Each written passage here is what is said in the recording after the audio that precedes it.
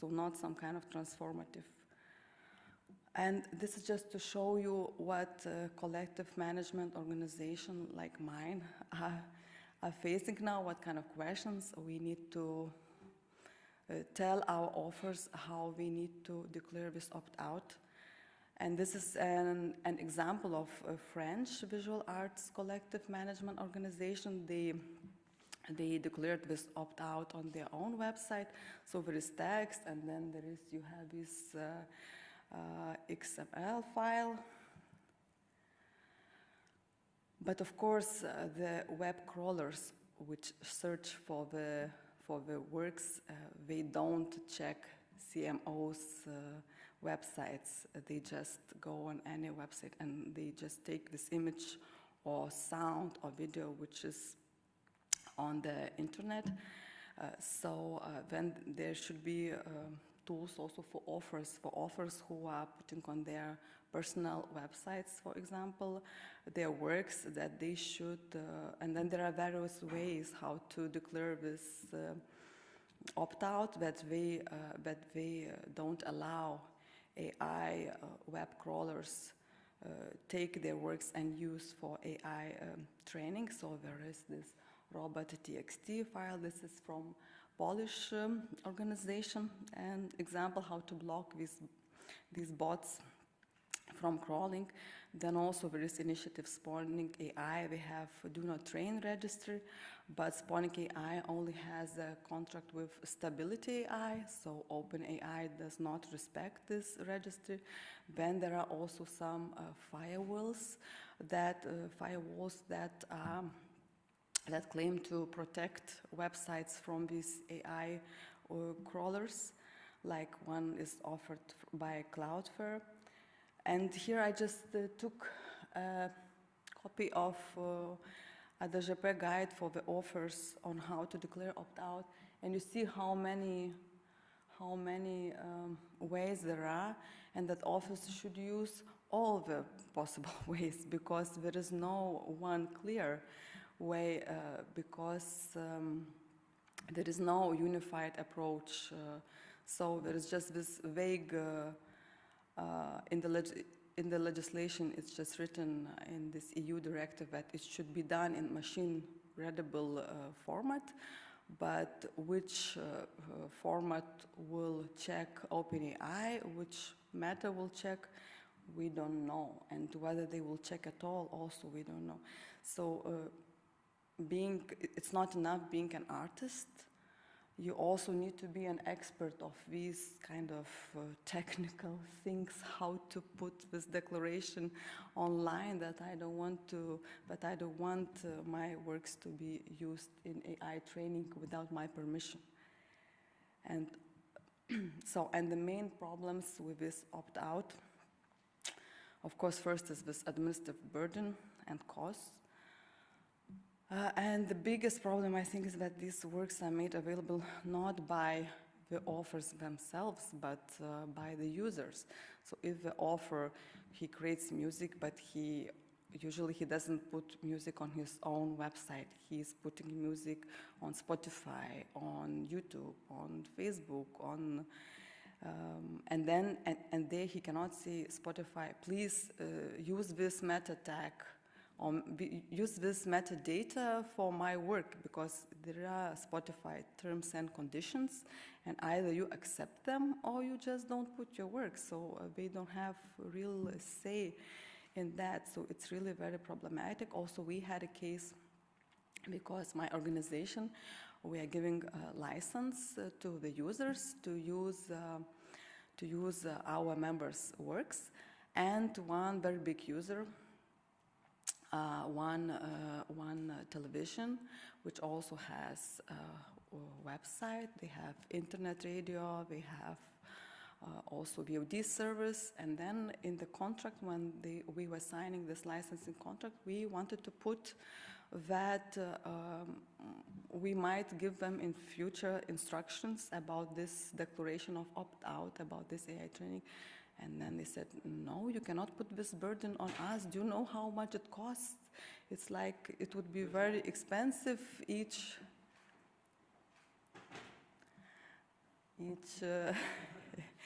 each web page to do this kind of thing, and then it took really a lot of time to agree on the text in this licensing contract that we will share these expenses. But really it took, and then it's very difficult to impose the users to put this opt-out on behalf of our members. Then another problem is that many works have been already published before this directive was adopted. What to do with these works? Also, it's not a secret that AI developers, they are not checking if these works have been published legally or not. And even sometimes they are knowingly using pirate websites, pirate database to get this content. So this opt-out doesn't help, because you cannot put opt-out somewhere where you didn't even know that your work has been used. And also there is no guarantee that if authors put opt-out, if we follow all these rules, if we put in all available formats the texts that they don't want their works to be used for the training of AI without their permission, there is no guarantee that AI companies would respect these opt-outs. And also the big problem is lack of transparency, because many, especially commercial AI developers, we don't reveal where they got the data to train their, for the training of their tools. So, okay, we know that Stability AI trained on Lion database, but we have no idea on what OpenAI, which websites they were crawling, OpenAI or Meta. So we don't have this information. And to solve this transparency problem, we have, from last year, we have European Union Artificial Intelligence Act, which it doesn't have so much on copyright, but what it has, it is quite important. So the transparency requirements for the general purpose AI models, which include generative AI, because generative AI is considered this general purpose AI model, which means not a very risky AI model, not like some kind of face recognition system, which are put in different category. So first requirement is that it should be disclosed that the content was generated by AI. Like there should be transparency, where is content created by humans and where is content created by AI. Also, they have obligation to publish summaries of the copyrighted data they used for training. So it's not any kind of precise information, but just a summary. And then they should put in place a policy. Those developers of AI, those providers of AI services, no matter where they trained their models, but if they provide services in European Union, they have to have internal policy showing that they comply with EU copyright rules, and especially that they respect these opt-outs. So even if a model was trained in USA, but if it's available, for example, in Lithuania to use, then they should have this obligation to show that when they were training this model, they were respecting these opt-outs.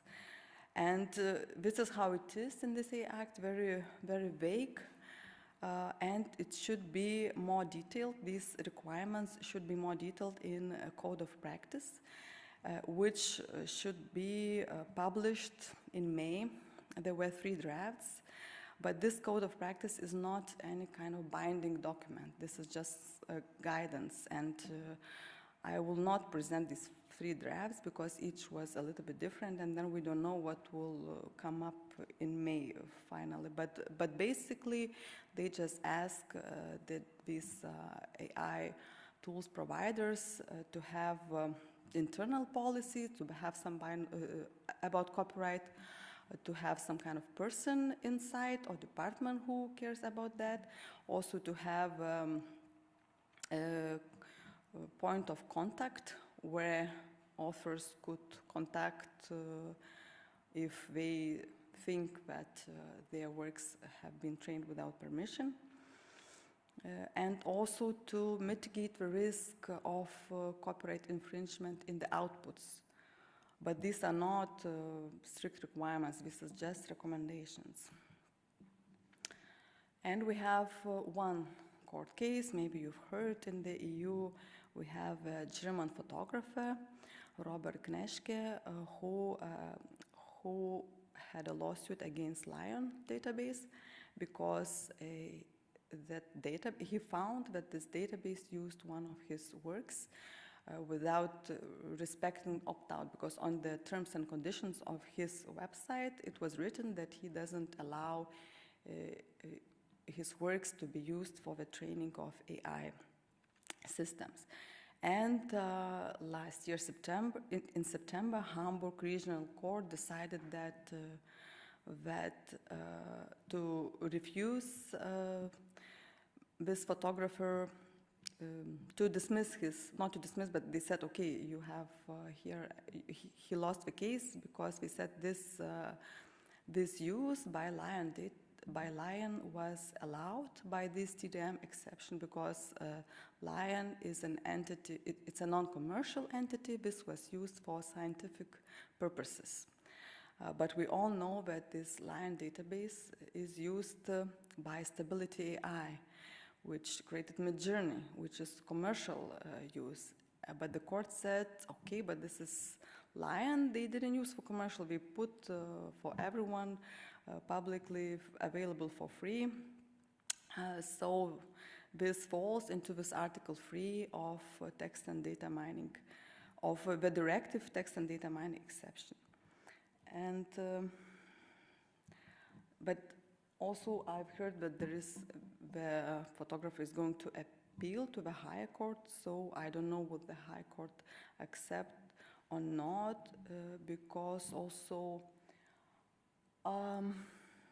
some of these members of Lion, they work, okay, it's written one, but I think there are two, they later went to work for Stability AI, so really there is some kind of connection with commercial entity, and let's see how the higher court will look at this case. And then there are two new cases. Gamma is a German collective management organization for the authors of music. They submitted one lawsuit against OpenAI last year in November regarding song lyrics. They said that the lyrics of their authors were used to train ChatGPT. Why they started with lyrics? Because it was very difficult for them to prove, because there is a lack of transparency, and then how to prove that your works were used for the training. So the only way to prove is if the output results, if you provoke, and then these output results put something very similar to these original lyrics, then it's clear that original lyrics were used for the training. And with lyrics for them it was easier, but then this year also in January they submitted another lawsuit against Suno, and this is regarding also audio music from songs like by groups like Bonnie M, and then some other German authors. And then in this lawsuit you see the musical notes compared, and then look, this is almost the same.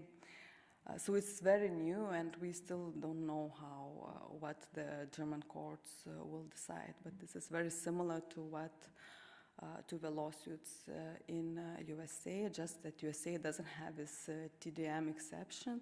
They have a fair use doctrine. And if we look outside of Europe, Japan has also a similar exception for data analysis. It's similar like in Europe, but it's written that works can be used if it doesn't unreasonably prejudice the interests of the copyright owner. And how to interpret this, okay, nobody knows. I don't know any court case in Japan, any lawsuits. I don't know if there are or not. This information from far countries not so easily reaching Europe. But we have something like this TDM exception, which means that in Japan also these AI tools developers, they can use works for training of AI. And in China, for example, China doesn't allow to use copyrighted works in AI, which usually, it is a little bit surprising because everyone thinks that intellectual property is not so much respected in China. But we have this in their legislation that you cannot train AI tools without the permission. So, now let's go to the second topic. Are the works which were created with using AI tools, are they protected by copyright or not? And here is also important distinction between AI generated and AI assisted. Also there is human AI collaboration, some kind of third category we could add. So what is clear in the most of the countries of the world, that in order to have copyright protection, the work needs to be created by a human. Lithuanian law says that author can only be a natural person. Also, US case law also says it can only be a person, not some divine creature, not a monkey, animal, and also not a machine. And there is a decision, the court decision from 2023, where Steven Tyler, he was trying to register at US Copyright Office a work created by some computer algorithm, which he called Creativity Machine, and he submitted, not himself as an author, but he submitted that the author is this Creativity Machine. And of course, the US Copyright Office refused to register because they said author cannot be machine, author can be a person. And then he went to the court, and the court said, no copyright protection for a work that was created without any human involvement. So there is no copyright for that. But we have some very few actually countries. It's United Kingdom, Ireland, I think also maybe New Zealand. They have copyright for computer-generated works. And then still it's not a machine who is considered the author. The author is considered the person by whom the arrangements necessary for the creation of the work are undertaken. So maybe it is that person who created that computer program, or maybe it is, in the case of AI, maybe it can be this person who wrote the prompt. But also we don't know whether this applies to the AI, because this is only about computer generated, and United Kingdom, they still haven't decided. They have the government has a lot of consultations. What should this be also expanded to include AI generated works or not? So it's not clear. But they have this copyright for computer-generated works, and other countries don't. And U.S. Copyright Office, they issued 2 years ago a guidance for the authors who want to register their works at the office. What to do if these works were created with if these works include some content that was AI generated. So the first thing, as I mentioned, that copyright can only protect the creations by humans, not by AI, machines, or whatever. And also that it's obligatory to disclose when they are submitting, when they ask for this registration, when they file application, if they used any AI-generated content, they must tell this, they must write, and then they must provide description of which content was generated by AI. And then the Copyright Office assesses in each case, on case by case, they see, and then they assess who had the creative control over that work. Was it a machine, or was it a human? So, and also it was written that is for sure like a prompt. If you create a prompt, is not enough to claim that you are the author of that work, which machine generates for you, with artificial intelligence that generates for you.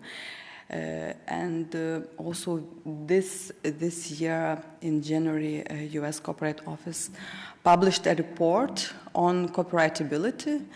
They are publishing series of reports. Like first part was about digital replicas, and now the second one is about copyrightability. Because we published some kind of questionnaire, and we got 10,000 comments, 10,000 answers to these questions from many organizations and people and scientists. So then they summarized this in that report, and also we did additional analysis, and then they provide also their own opinion. So first, their conclusion was there is no need now for any kind of new legislation about that, because the vast majority of these organizations and people who answered this questionnaire, they said that the existing law is really sufficient to solve this question of copyrightability, that the law and case law says that copyright is only applied to humans, and everything is fine. We don't want to expand it to AI. And then also another conclusion is that if you use AI to assist your creativity, it doesn't affect the copyrightability of your work. Your work will be copyright protected. If you, I don't know, if you are creating music and then you just need this AI tool to make better sound or to use some kind of guitar sound to add or something, still your work is copyrightable because you were just using AI tools. The AI didn't generate this music for you. And also another thing is that, another conclusion is that, very clear conclusion that for purely 100% AI-generated works, there is no copyright protection. And then if it's not purely AI-generated, if it's human and AI collaboration, then it needs to be analyzed, and then they will decide, is human involvement sufficient for this work to be protected by copyright or not. And they are really very strict. And also, if they decide that it's sufficient for that work to be protected, also the copyright protection only applies to these elements that were created by human. So if in your work there are some elements generated by AI, these elements would not be protected. And then I will show one example about that in the next slide. Also, what they say that prompts do not, even if prompts are very detailed, very sophisticated, with the technology which is now, the author of a prompt cannot claim copyright to this output that AI tool generates.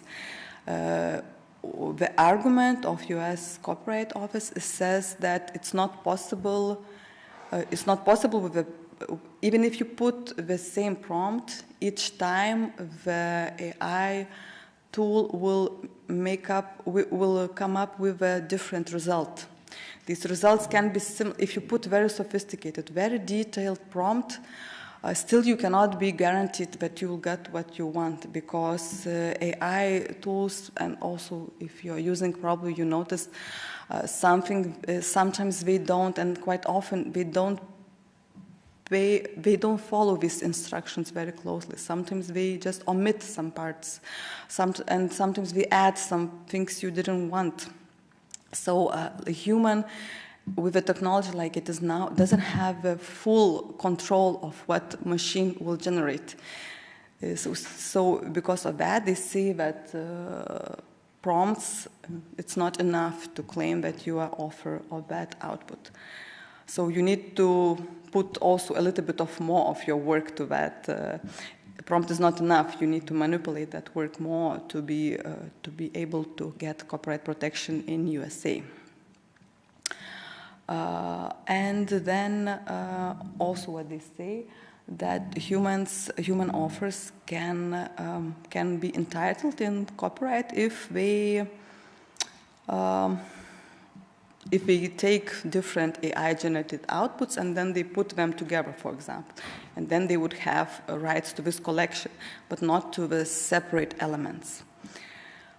And yes, and that's it. And as I mentioned before, that from these comments we got, they didn't see any kind of need for additional copyright or to have some kind of different sui generis protection for AI-generated content.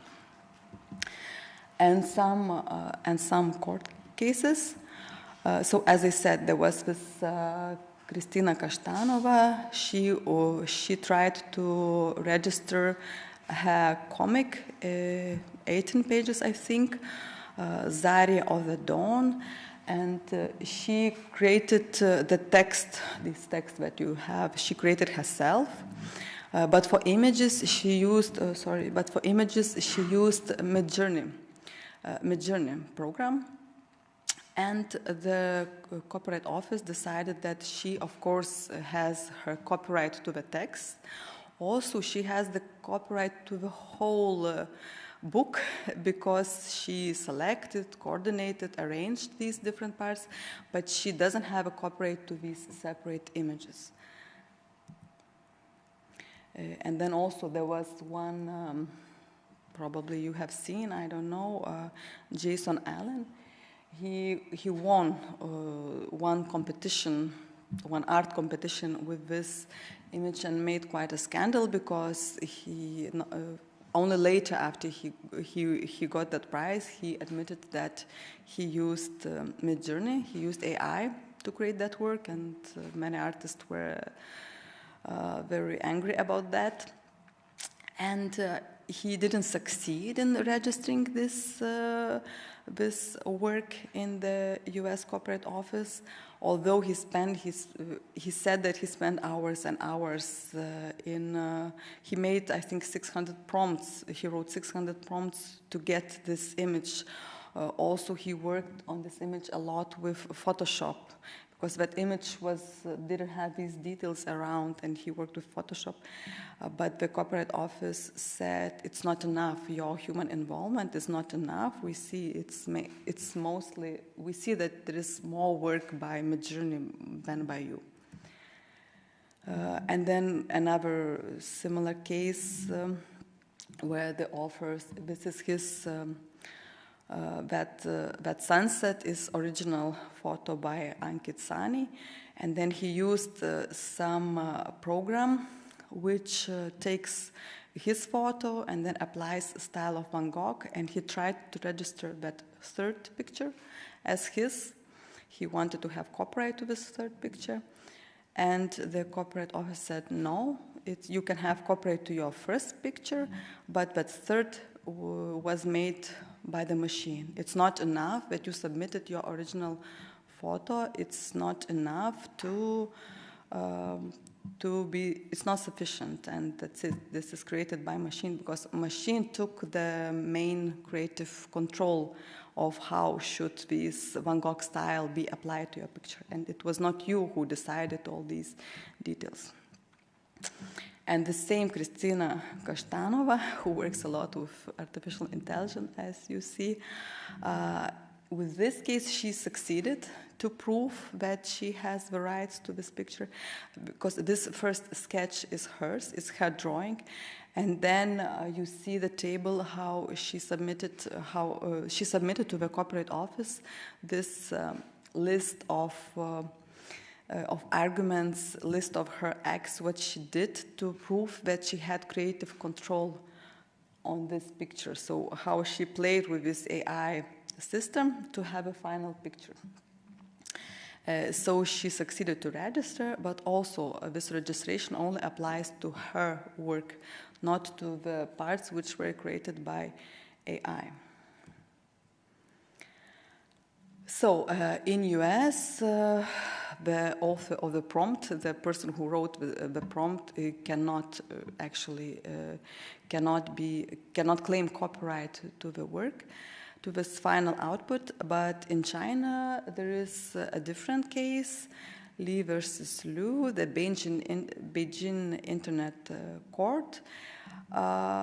They said, because they were convinced, the author who created this photo by using AI tools, he used more than 150 prompts with very different parameters he put, and he managed to convince the court that he fulfilled the criteria of intellectual creation and of originality.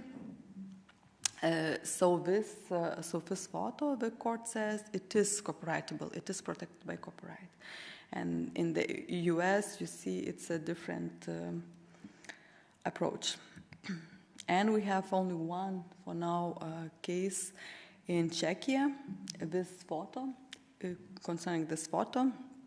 There was one person who created this photo by using AI tool, generative AI tool, and then one legal company, they used this photo on their website, and then he went to the court claiming that they infringed his copyright.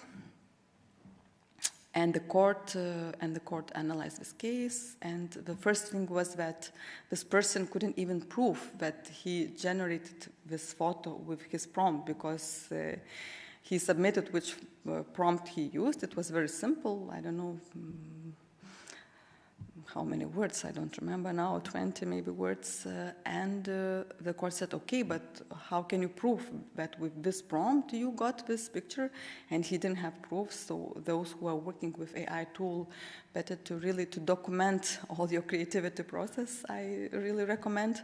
So he couldn't prove. And then the court said, but even if you could prove, this really is not enough. This simple prompt is not enough for the work to be protected by copyright.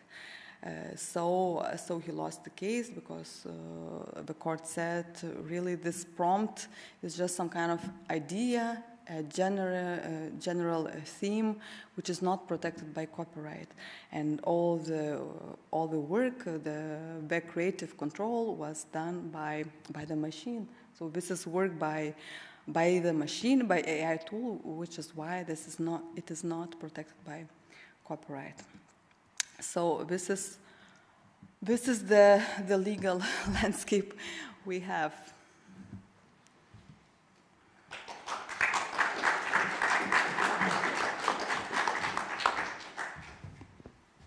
Thank you. Now let's talk a little bit.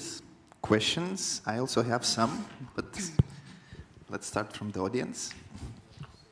Thank you very much. This was super interesting.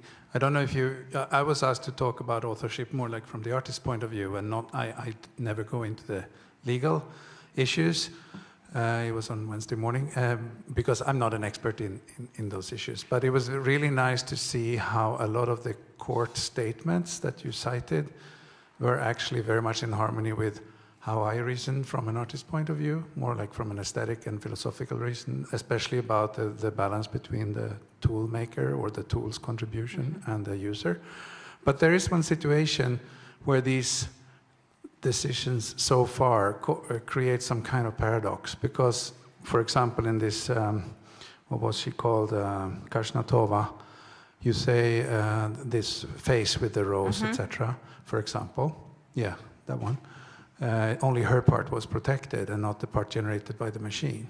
But what if I make the machine? If I code my own AI and I train it on my own pictures or my own photos or whatever, or do generative systems that are not based on training, and I provide, some manual labor, but I also actually am the tool maker. The part that is not protected for her, it's not protected also from the tool maker, right? It's not that the rest of the copyright is given to whatever AI engine she used, like Midjourney or Stability AI, or the company behind it.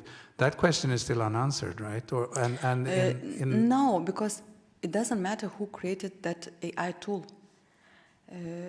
There is no copyrightability in any kind of output from AI tool, because machine cannot have any copyright. Just human creativity can be. But that is a paradox, because some artists actually express themselves by creating generative systems, like myself. And to say that you cannot copyright that, I mean, the code itself is my work. Code, yes, code is protected. And what comes out of it, yes, code is protected. So I have complete creative control, in a sense, right? So I think that is a big mistake in the reasoning of the course. Not criticizing you, just asking, that is a hole that is hole in the reasoning that is not answered yet. Yeah, actually, that was exactly my first thought. This is the case of Steven Tyler. He created that creativity machine. He created that computer algorithm, and that algorithm produced this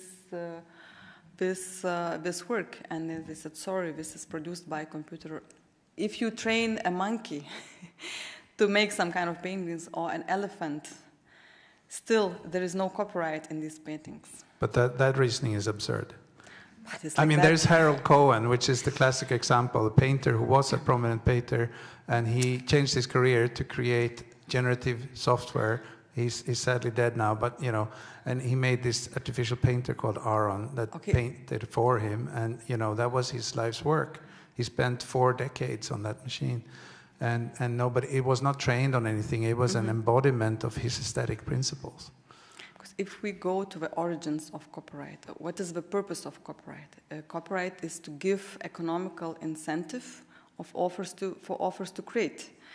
And machine or animal, they don't need economical incentive.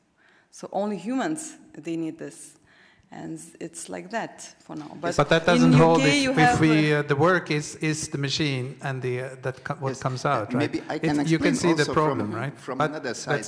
It's not animal is something completely different, but because I also understand a little bit about law and copyright as well, and I understand also as a musician and an artist from another side.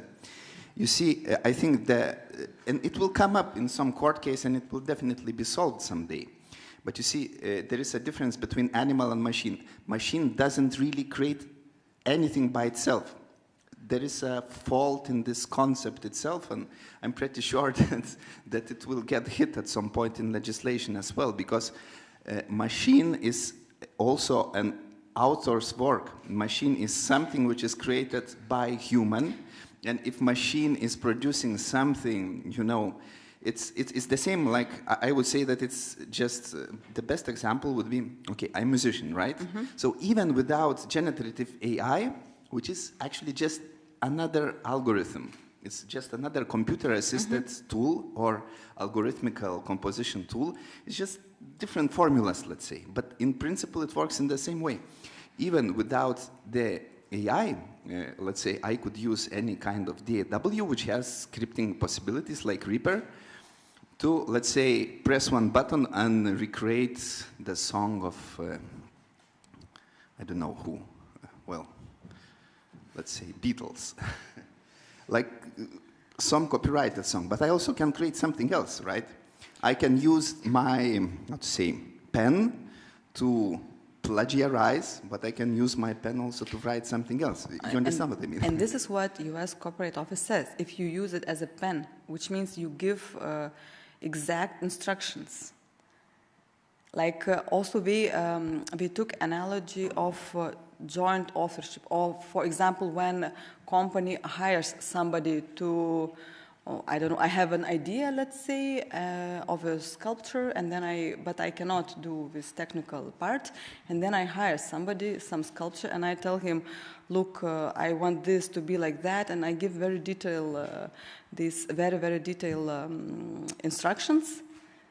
Still, I'm not the author, because he is responsible for, I'm just giving him ideas, and he's the one who controls how these ideas are expressed in this tangible form.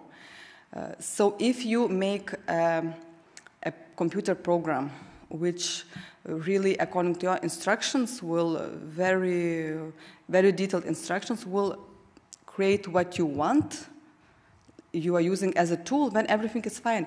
But with AI tools is this unpredictability, because you don't know exactly what kind of expression this machine will choose. You know, well, the color. Sometimes that is what we want to explore, and it's impossible to draw the line.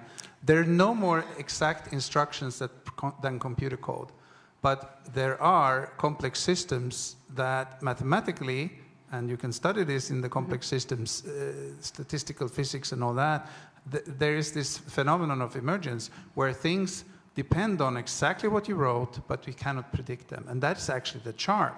In my concert last night, I was playing on an algorithm that has unpredicted behavior according to what the courts say, through you, yes. Not criticizing you, criticizing their reasoning.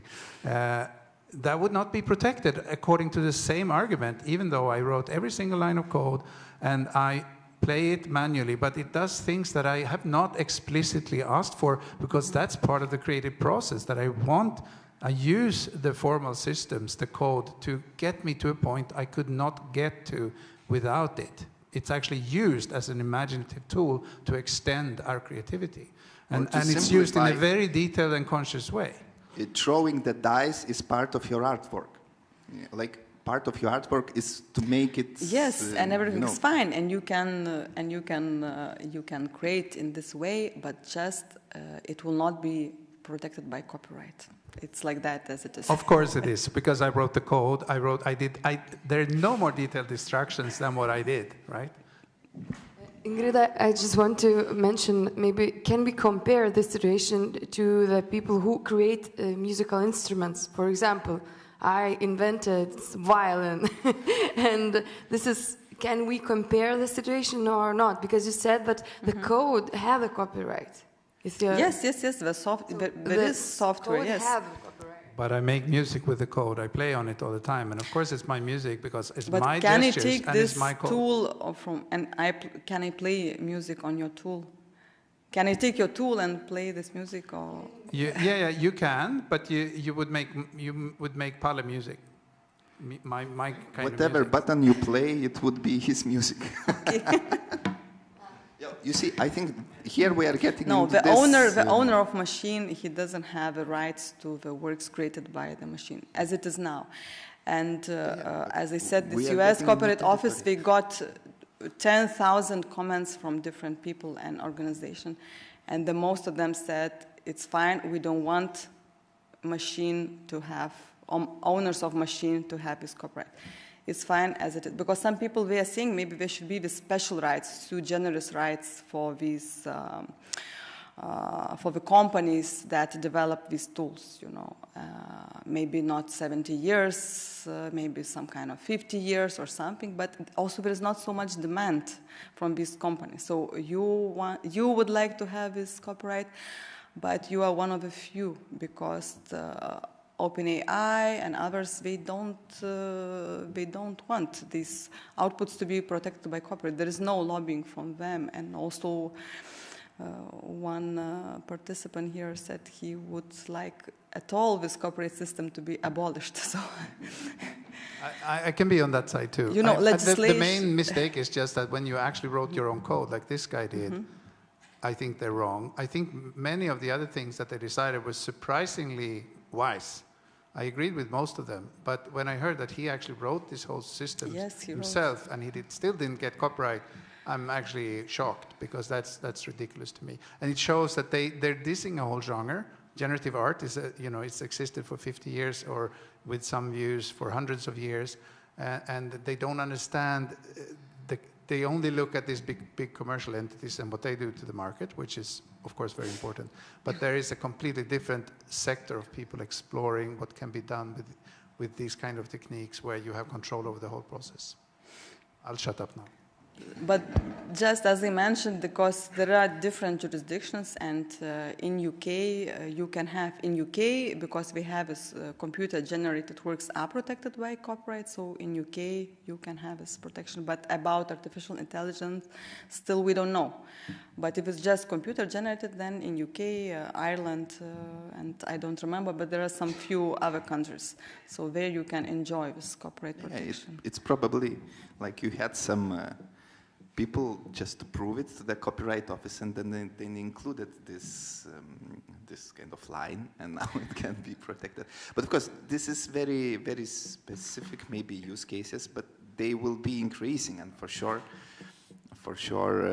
the world is changing, and probably copyright is changing with the world as well. Because when we talk about something which is, as you mentioned, AI-assisted, or co-creation, including several people and including also algorithms, which are, by the way, also created by people. And in some cases, I also believe on case-by-case basis, they can also be the matter of copyright. Because, I mean, matter of copyright is, or the object of copyright is idea, right? So idea is not a subject of copyright. Yeah, well, implemented, tangible idea, of course. Expression of ideas. But also, if you use AI tools, for example, analyze the agency or legacy and influence of one artist to another artist, you know, that's also like this kind of breaking or understanding generally what is authorship, because there is no such thing as completely original work in the essence from the philosophical perspective, of course, because we all get influenced by somebody. I'd like to shift a little bit the perspective from the organization's points of view that are representing the artists, such as your organization. When we write, especially on the collective, multidisciplinary pieces, like theater, cinema, or the visual content, we have a lot of layers, and we obviously have people backing up on these creative endeavors, directors, scriptwriters.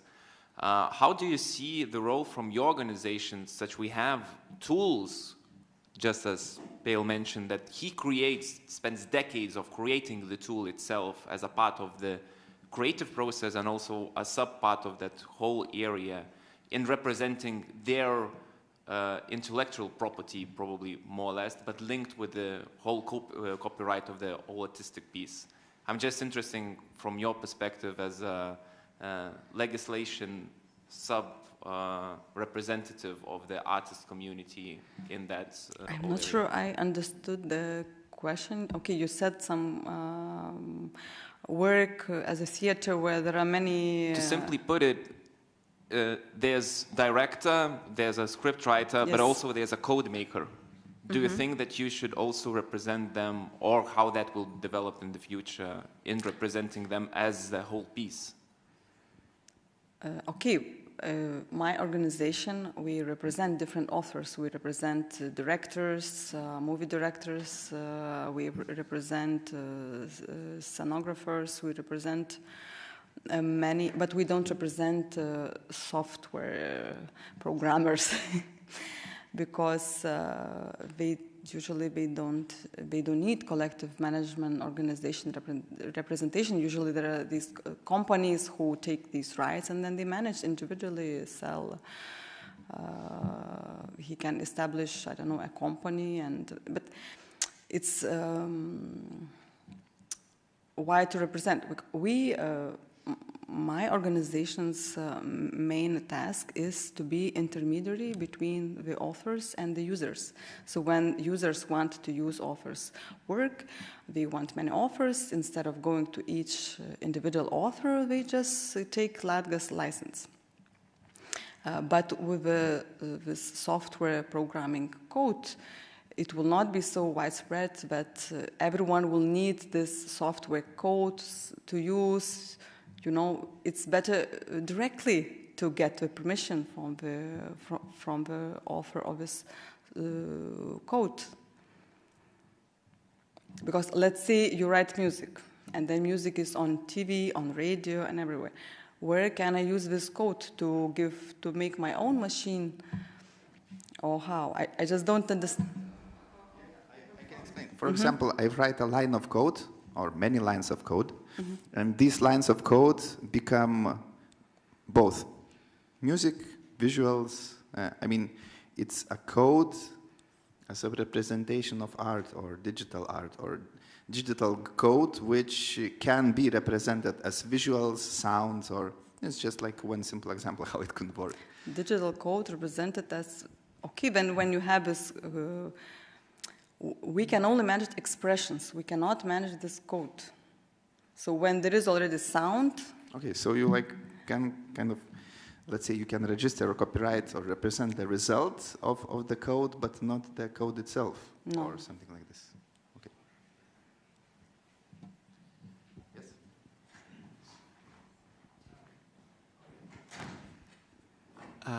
I was just wondering in this context of AI, because we were talking about the potential problem with AI being its unpredictability. Yes. I just wanted to ask, how has unpredictability been managed in this sphere before AI, for example, like with aleatoric music, or like, let's say, you have a piece where there are dice, or maybe you even design the dice or something. Like, how would traditionally that been copyrighted? Is the piece the intention of the author, or is the piece the outcome, the specific outcome of this time, of this throw of the dice? Like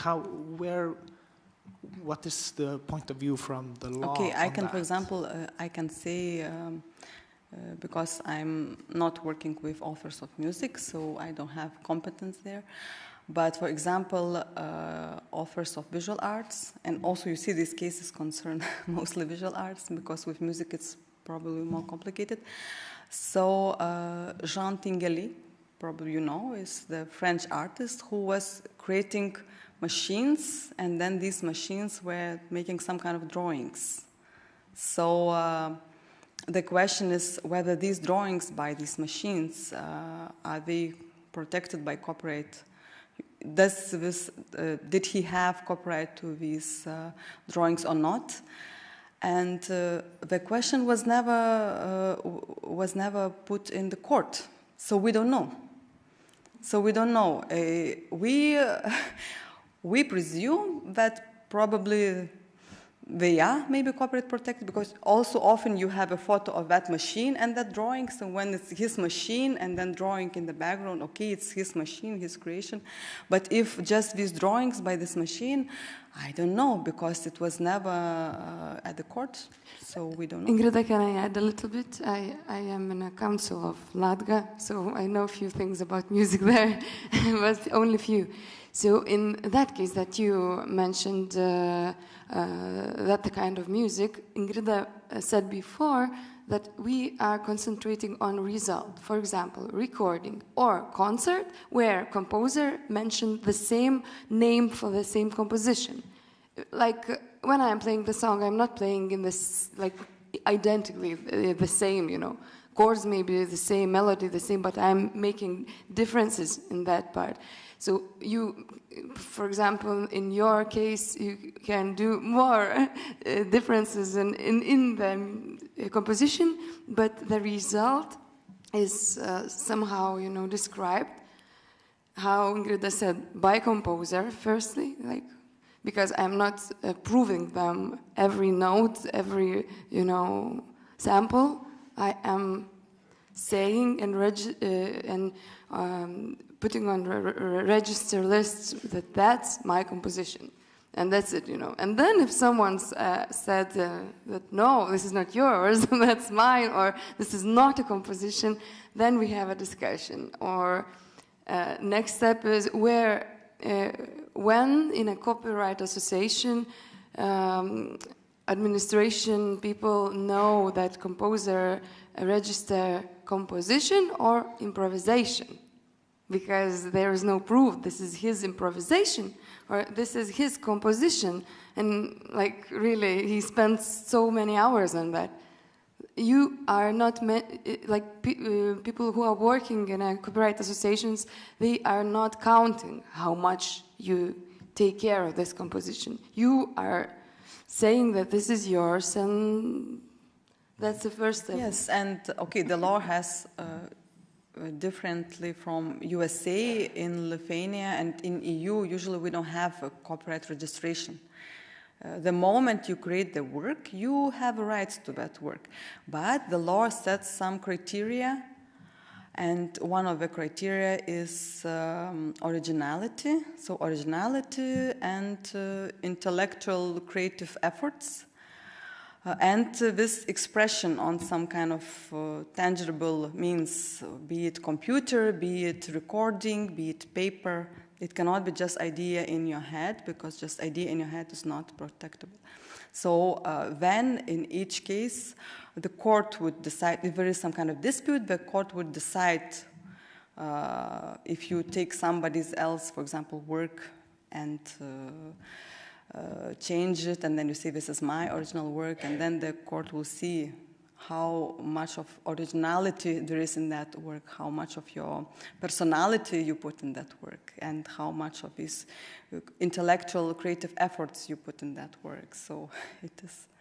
Yeah, but it's very interesting. I think that, anyway, copyright more concerns the exploitation of works, right? I mean, also, like we talked about this, that there is more people who are focusing on experimental stuff, like inventing stuff, and then there are people who are focusing on maybe creating other values from it, like economic value or social value or something like this. But, so, you know, if you're working with experimental art, I would say even improvisation is not true that with improvisation you need less effort. It's just that you don't want to plan in advance, but you still sit and you improvise, but you to do that, you worked as many hours as you know composer works. Yes, and you don't need to count that. Yes, shit. yeah, and you don't need to. It's impossible to count that. It's in the same way that when we talk about agency, probably that the matter of authorship and originality, it's just a certain amount or threshold which you pass, because we always base our ideas and our work on the works of people who came before us. It's impossible to create something completely original. Yes. And very much related to this, what is the work? Like, for example, what I performed last night was, you know, I never play the same sounds on that piece. Well, I only performed it twice, but I have many pieces of that kind. I got lots of good questions afterwards. So, does it sound the same every time? No, the piece is me improvising on this particular instrument that I programmed, every single line of it. And there is this term composed instrument, which is used quite a lot in electronic music, because most of us are instrument designers also. We code, we create machines, of course with the help of building blocks by other tool makers, for sure, but we put them together, and it can be a modular patch, or it can be, as in this case, it was a combination of that and code. And I play completely differently, and maybe different lengths each time, but me on this particular software that is an instrument is a work, and it has a title, and it's only used for that work. And no, you can't play it, because then you would play my work. But you know, there's no score. I'm an improviser as much as I'm a composer, and it takes, as you say, it takes as much effort to be good at it. But the work is not, you know, it's very hard to cover. It contains a tool, it contains machinery. The score could be considered to be the instrument, and that's why we have this term composed instrument, because all the aesthetic choices, or not all, but a very large part of them, were embedded in the instrument during that compositional phase, which is a different kind of design phase. But that's the reality in our genre, and it's very badly covered. But the solution is, don't mention it's an improvisation, it has a title, and maybe I should say the score is improvised for 10 minutes on this software. Because your composition is not about the score, but about to create the instrument who generates what you need. And this is different kind of compositional technique. maybe. Well, anyway, we already a bit I over think time. it would be very interesting case to go to the court with this and then to find which country are you from? Sweden. Okay, then it's Europe. You should maybe go to the court and to see, because really it's also this criteria of originality different in different countries. Like United Kingdom, their criteria for originality is almost zero. So it's like really it's depends the country where you will go, and then you can maybe have a copyright. Really.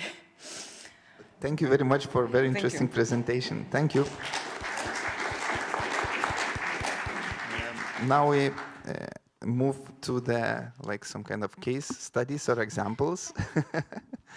And it's my pleasure to invite colleagues and friends or doctoral students at LMTA.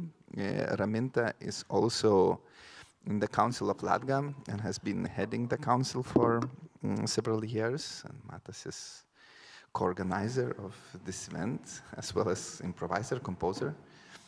And I give you the microphone. O kiek laiko mums skiri, man tautai?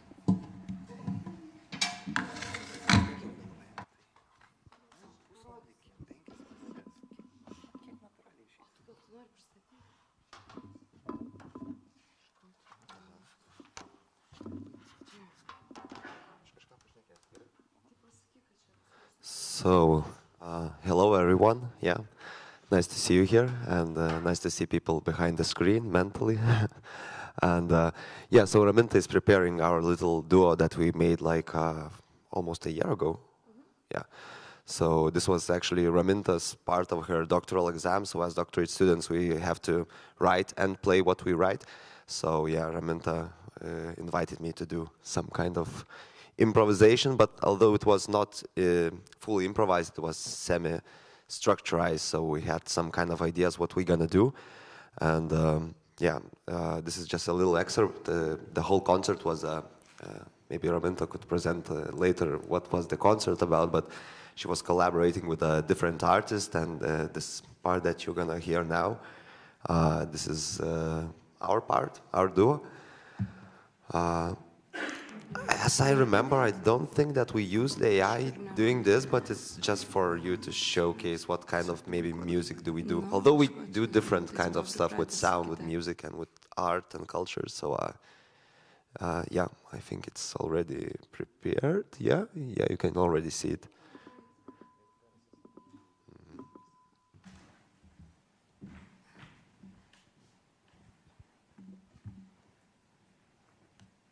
Okay.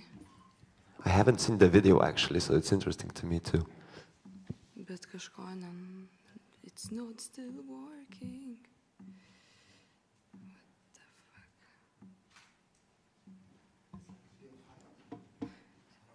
Not online. This is my file, but I see that it's struggling a little bit.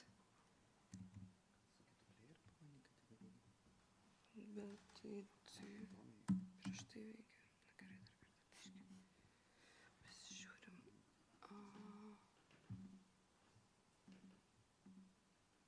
Oh, it is. Nice. Veikia. Gerai. Fokursas. The sound from the computer you have?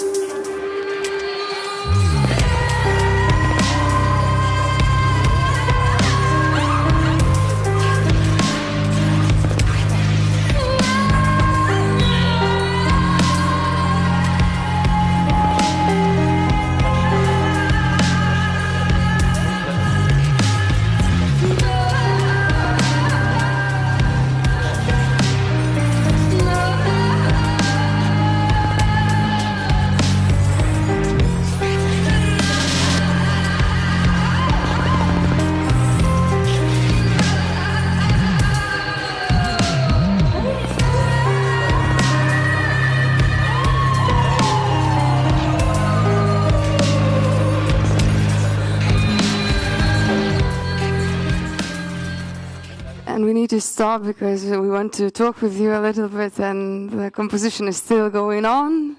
So that was like a little intro. So I'm very happy that Matt has joined my idea. So here is a little bit AI in this composition in Memo Gloves. I'm still using machine learning, where I'm teaching the device to remember my gestures. That's my favorite AI tool. But today we're gonna talk from that music production and composition perspective about our understanding how to use AI and other tools in your own ideas. Yeah, so first of all, what I wanted to say, I feeling kind of embarrassed to talk about AI when these kind of people like Paula and Nicola are sitting here, so it's a bit strange, but yeah, AI is becoming like a big thing now in music production and art creation. Like, for example, I'm working as a supervisor for this kid who is like writing about music production and using AI, and I can see that younger generation is also getting into that, and they are talking about that. They are trying to find the ways to use it.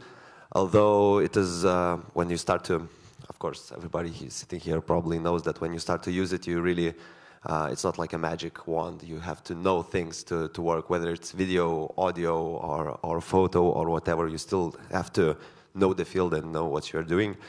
Although I don't know, maybe we start just from our examples, right? So I'm not like a super big user of AI. I sometimes use this and then tilde by your cam to create some textures that are interactive. Sometimes, so I work in this experimental, let's say, improvisational music field, and for me to generate this, let's say, sometimes I get these commissions, yeah. Sometimes I get these commissions from clients, like just to create some kind of, little excerpt of music. And I'm really not good at creating mainstream stuff. Like when people ask me to do some romantic stuff, I do microtonal, and like I'm not good with that. So, but I still have to do it, and I like to do some simple, not maybe simple, but mainstreamy things. So Suno really helps me at that. I'm not saying that I'm creating music and selling it with Suno, no. But for example, when I get these prompts from the people, of course that I know that I'm going to interpret them in a bad way. So I just prompt the AI with the same prompts, and it gives me some kind of musical ideas, and then I can hear, okay, it's 2-5-1, like this romantic sequence of harmony. I can hear the melodies jumping in sixth. Okay, I can do that, and then of course I do all the compositioning, mangling, all the sound design, but the idea generation, this generic idea that it's really hard for me to create because I work in the field that just doesn't work. So Suno at this thing really helps me. Maybe for somebody who doesn't know what Suno is, so Suno is this browser type AI engine that you just prompt whatever you want and it generates music like in half of a second. It's like super fast and can generate like different genres simultaneously from your one prompt. So I think it's an interesting tool, although it's super generic, it's super not interesting as from this creative aesthetic side. Although, as I said, for me, sometimes to start as a generic thing, Suno just helps, helps to, have some kind of starting point instead of microtonal or other crazy stuff. So I am writing not only experimental music and that kind of music I showed you. My other side of me are songwriter. So a lot of my colleagues are using AI for songwriting, but from my perspective, I'm using AI a lot for experimental stuff. For example, deepfake audio. A lot of strange, online AI programs where I can just do something different, what I cannot do in my digital audio workstation. So I never tried to use AI for songwriting, and that's my value. I think that I'm very, very shy to use AI for basic harmony, and or for melodies or for lyrics, because I am really working on my originality, on my identity. And I know this is only my principle. That's nothing important or serious, because a lot of my colleagues are working with Suno and other AIs, and I have the question in my mind then. Like long time ago, we found that plagiarism is a big big question, and there is two sides. One side of creators said that, hey, you can, copy as much as you want because, all melodies, all harmonies and chords are invented and created. I think AI made really good thing for all humanity and all people who are creating something. Now we are talking about music. So we again talking about basics, where when composer, found something in music new, when he just stole or used something what was in our field. So that's the big question, and I don't have an answer, but I have my own values, my own rules, how I am creating music, and I think that's what every composer can ask himself or herself, how you use others' music for inspiration. Are you generating something? Are you listening for some music? That's different ways. We found one new step in our daily life when we are working with our music. Yeah, I totally agree with these new challenges that are coming. I think that, let's say around 100 years ago, it was okay for artists to be like a legendary saxophone player, and that's it, like legendary pianist, and that's it. Then the interdisciplinarity came in, and it's not enough just to play your instrument well, you have to do different stuff, and now we are getting into a new, I think the new threshold is already crossed, and we are getting into this copyright, copying people territory, and we really don't know how it works, and even legislation people really don't know how it works. So it's like a kind of Western, everybody's like shooting everywhere, so let's be careful about that. Yeah, but I think the challenges are great for art, for artists, and whether, like, let's say people that do not have music knowledge can create music in like a split second, it doesn't mean that you or me are not needed. We are still artists, right? Yeah, and when I'm thinking about the future, sometimes I'm thinking how it will be, after 20 years, for example. And I am talking with students, with the younger generation, and my idea is that people will go to two different ways. One kind of people and who is into AI, into programs, they will use it as more as they want, and we don't care about that copyright a lot. That's my future idea. And other perspective is where people will be more and more will use natural ways how to create music, how to express and perform it. And this is not only my idea. I see how people react to something. For example, to live music or not live music. They are reacting very differently. My students, I made a little research with 200 people, so only 15 people said that they have a problem with not live singing in a concert from 200 people. So I am predicting and I'm thinking that, okay, my value that live singing is super important in live concert is gone for new generation. So that's why I am working a lot with AI just to understand it and to use it as much as I need. So yeah, all the mixing with AI, mastering with AI is super easy and super quick now. It's like a tool, it's super good. For ideas, how to complete my idea, I'm using it only like a tool, like a little slave in a computer, but nothing more.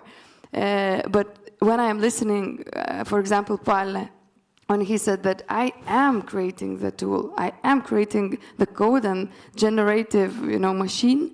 So I can't use my values for this, case, because I am using it in a very different way. Like I am not creating that all the scheme. I am creating mapping, systems for myself. And this is just a little thing what I am doing. Mapping, and I am thinking that mapping systems are my own work, because that's how I created them, not other people. Other people knows as well how to create them, but that's my perspective. That's how I created them, with all my knowledgement and everything.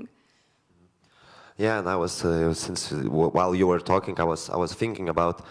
So yeah, who is responsible for the music? Like for example, I use, as I mentioned, I use this NN tilde,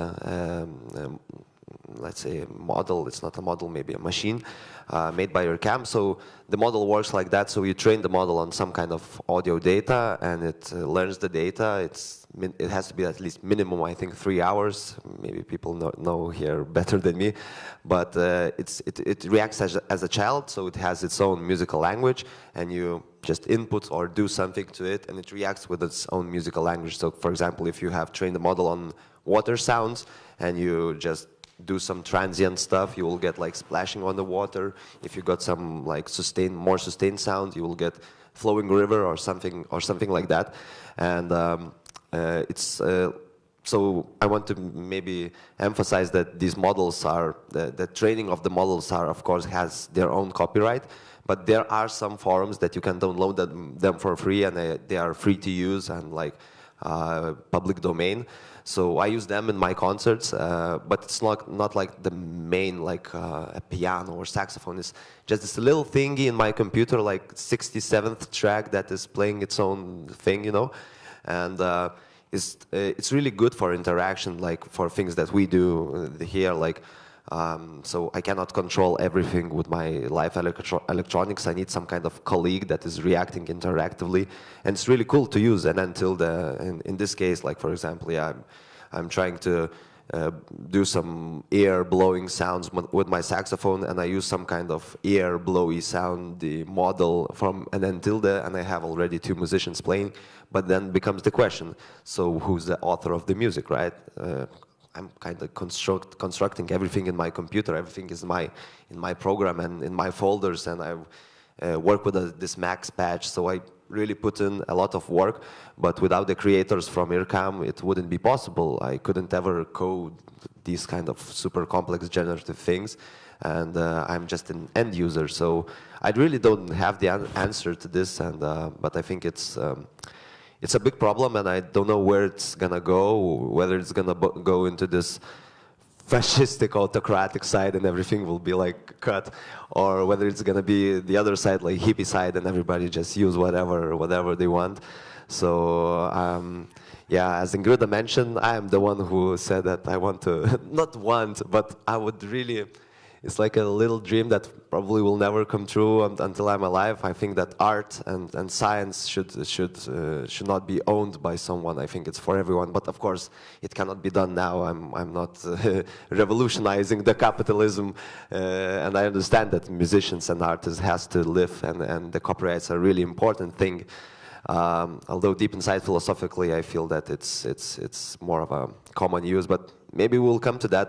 And I think AI is the tool that is going to answer these questions, or help at least steer us in one or the other way. In music, I don't agree that we will find that right answer. Where is the borders? Because I think creativity don't have the borders. Laws have some rules and borders, and there is written like sentence, and you can interpret it in law. But for example, for plagiarism, there is no exact rules. We have something what we agree when it's recognizable. It is for a sampling. If it is recognizable, you need to write credits other sample author as well. So there are some rules, and for me, I am free to share my music with everybody. You can use as much it as you want. Just ask me. You know, only ask me or use it, and you will see. I allow you to use it or not. But I think it's a good way to feel safe when you are creating, because if I have an idea, I think it is an original idea, but I know that 5 people in the world have the same idea like me, you know, and everything is okay. But if I made it to the final version and I want to share with the world my composition or something, so that's good to know for others that that's my composition. And that's it, because you know, I have my own money, you have your own money, I have my composition, you have your composition, and that's how it works. But if I want to share with you, there is no problem. So I don't think so that there is a problem with the copyrights here so much. There is a problem that AI creators, for example, OpenAI or DALE or others, they use our art, our music, and they don't pay for it. They just use it and they made money from it. So if they are using our art and they don't have any, you know, business in it, I'm okay with that. But they have business, we don't, but they use us.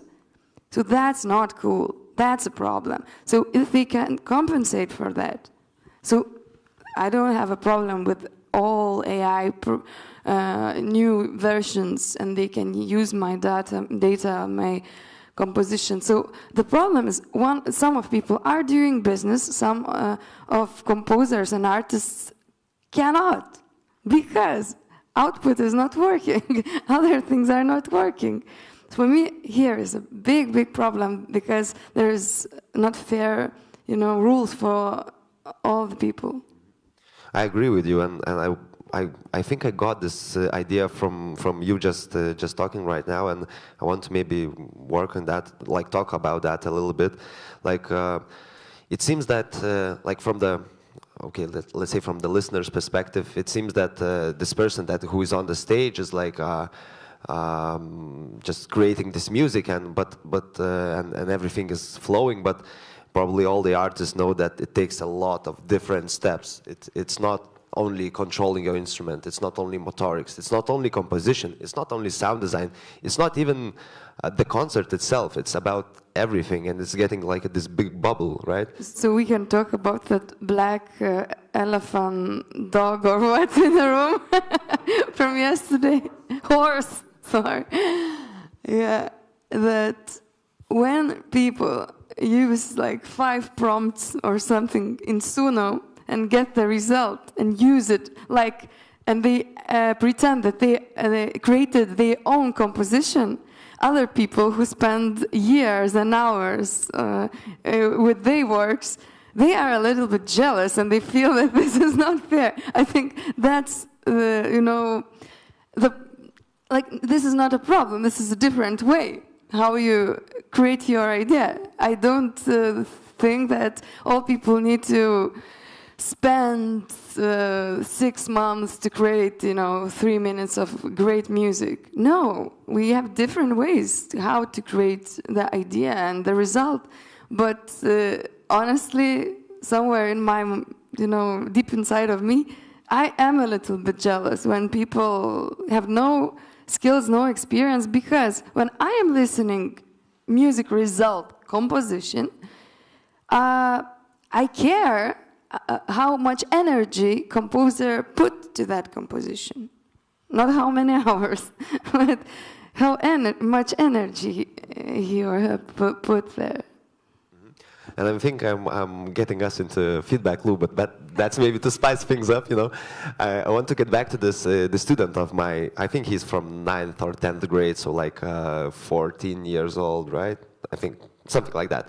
So the idea of his research is like he's a professional music producer, although he's super young, but he's super duper talented, and you will hear about him soon enough, I bet you.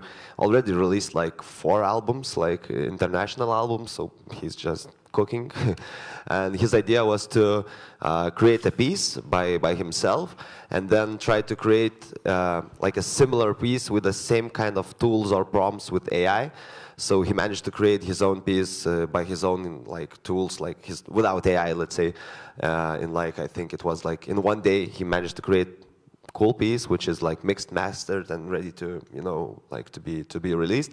And then he started to work with these AI tools, and it was so frustrating. It was like, I don't know, it was like weeks until we got into something like not generic and not sounding like, what is that? And then we got ourselves into this question, like, okay, for people who doesn't have any knowledge, any musical skills or motoric skills or anything like that, of course, it's super cool. You just sit, drink coffee, and the music just flows. But for us musicians who have motorics, who have some kind of aesthetic principles, it's super hard to control AI, and sometimes you just don't use AI because, although it seems super cool, but it takes a lot of time and a lot of effort, and maybe it's just easier because you have the motor skills, you just play, and that's it. Why do you need to write prompt? It's just like split seconds. It's super fast, right? But if you spend like more and more hours with AI and with coding, maybe then you get a muscle memory to prompting, skill, right? Yeah. So there is no answers, but there is one thing what I want to say for you and for other people who are here, that I think all of us can agree that we are talking about ideas, how they are created, and about the rules, how we approve that creativity and that compositions. And there is no demons in AI. There is no demons in acoustic music as well. So this is not a fight with a different kind of compositional techniques. This is only the way. And that would be nice that everybody will be polite with each other in all situations and didn't. Only one thing with AI, I don't think that, for example, that Suno we mentioned a lot today. I agree that we need to find the rules and to answer the question when it is my composition and when it is AI composition, because I don't care if it is business or not. If AI creators made it more than me, I want to give credits for AI creators then, because they created something as well. So we need to be honest to each other, yeah? Well, that's a bit... I know that you are honest, and I try to be honest by myself, but it sounds kind of a bit scary that it holds just on honesty, right?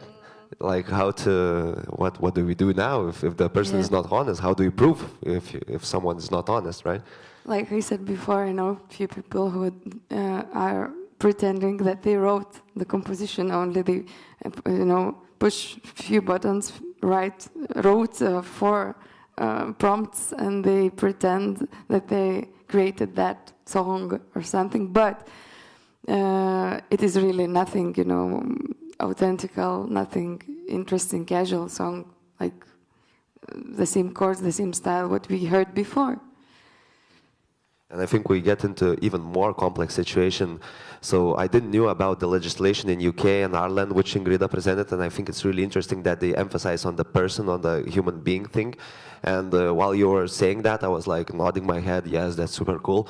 And then Pale went in with his tools. Like his tools are like he's himself creating these generative tools, and these tools are also piece of art. And I would really, it's like let's say from philosophical perspective, you cannot argue that it's his creation, but at the same time, yeah, the tool is not a person, and it cannot have this copyright. So we get into even more complex situation. What do we do with composers who play with their own algorithms, and the algorithms are piece of art that generates another piece of art? It's like, whoa, it's getting super hard, right? Yeah.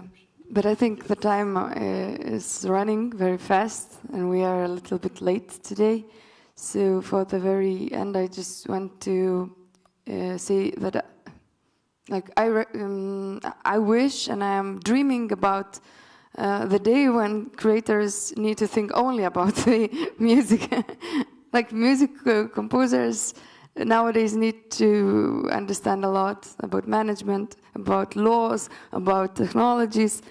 So that would be nice that people can concentrate only their own ideas, how to create, and they can realize their own things and don't think and waste time on other stuff. For example, understand, laws, copyrights, understand it is legal or not, and blah, blah, blah.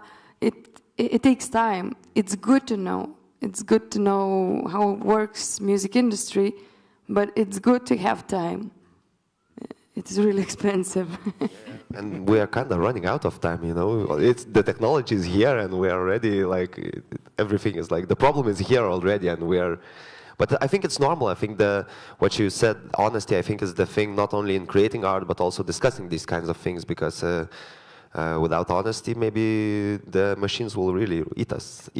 But although I don't think that there's no demons in technology, but if we forget this honest thing, I think it's the bad way to go.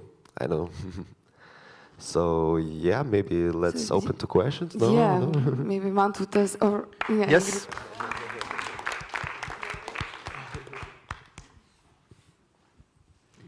I have one question to Matas. In the beginning, you mentioned that you had clients who wanted mainstream music, and then you used Suno to get some ideas.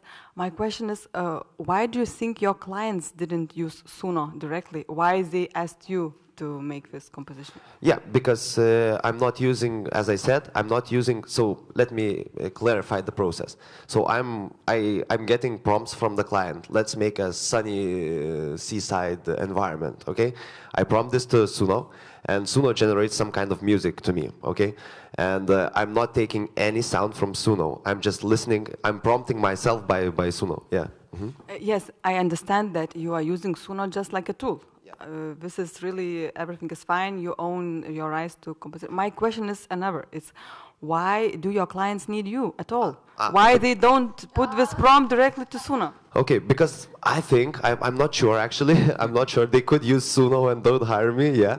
But I think that when you want to change some kind of little detail, you want to do some kind of, filtering in that split second, or gate at the beginning and reverb at the end, Suno cannot do that. It will generate a new thing for you. So musician has to step in and, split the tracks and have some compression on and, play with automation.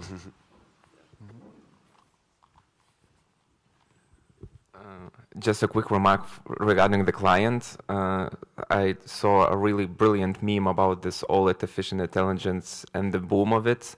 It said that now AI can give you everything what you need. You just need to know what you want.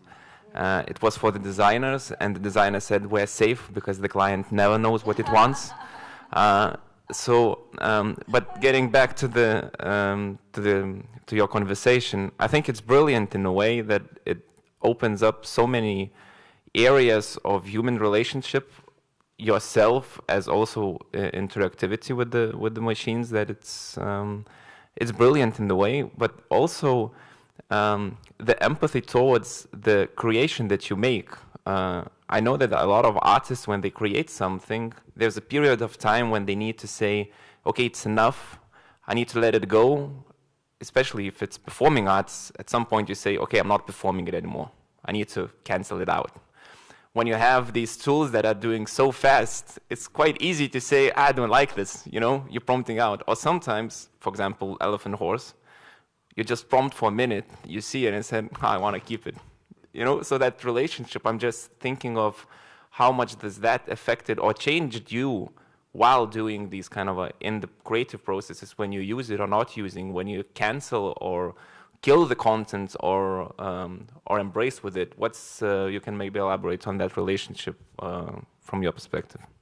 Thank you, and I will compare this situation with our listening, our way how we listen music nowadays, and 50 years ago.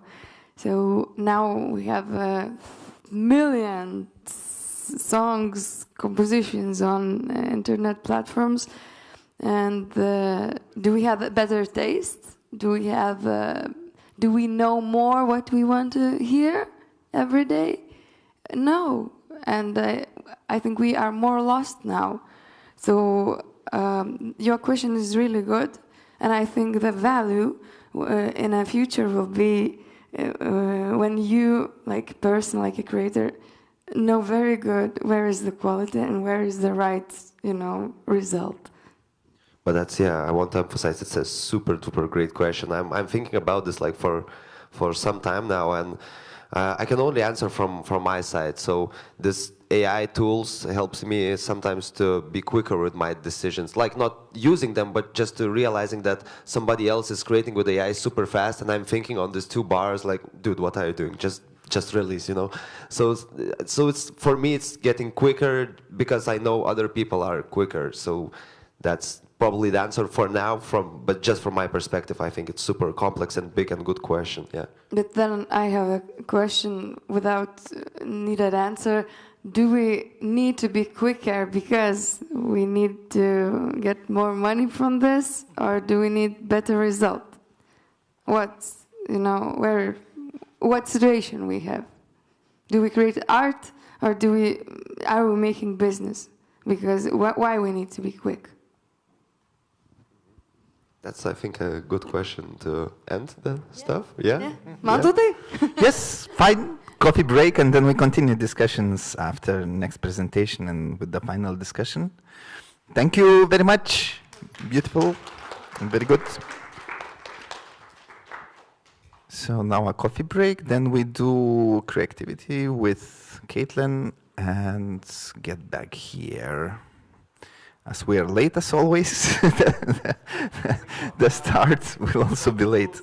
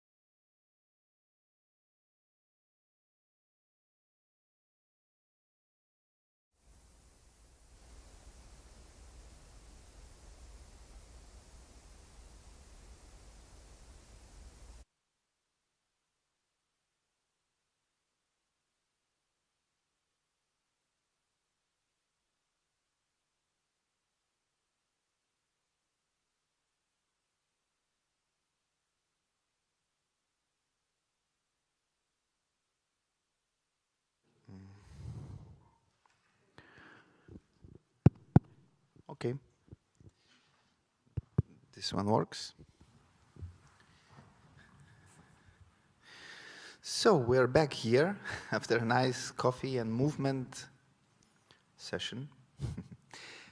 You know, things happen. Unfortunately, the colleague who had to arrive from Barcelona, Daniel, got sick, and we had to reshuffle program a little bit.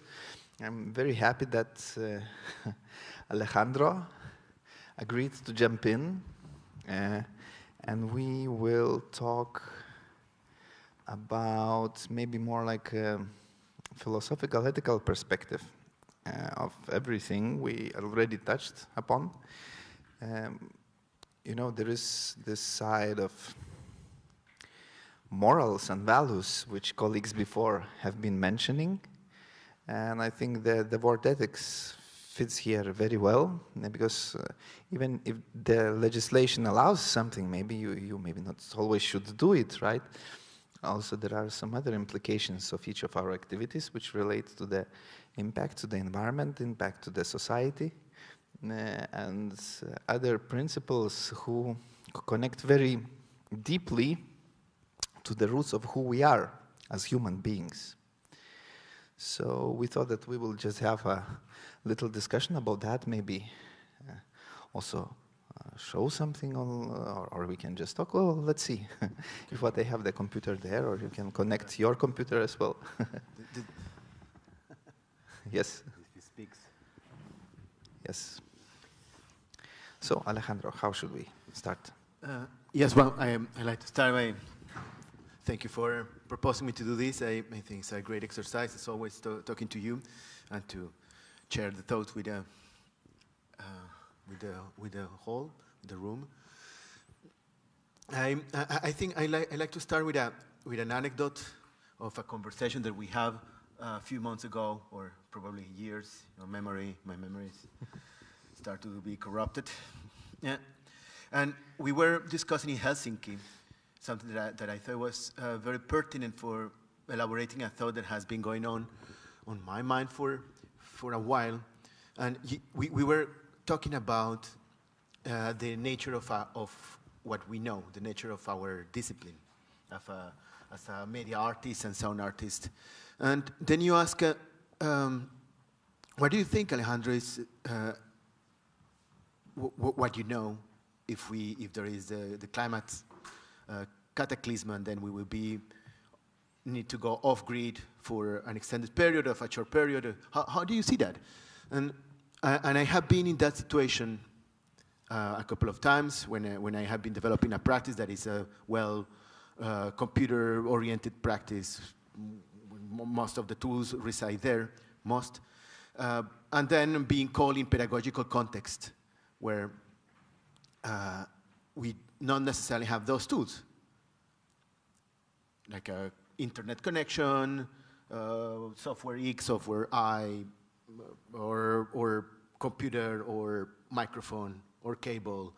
And so elaborating on that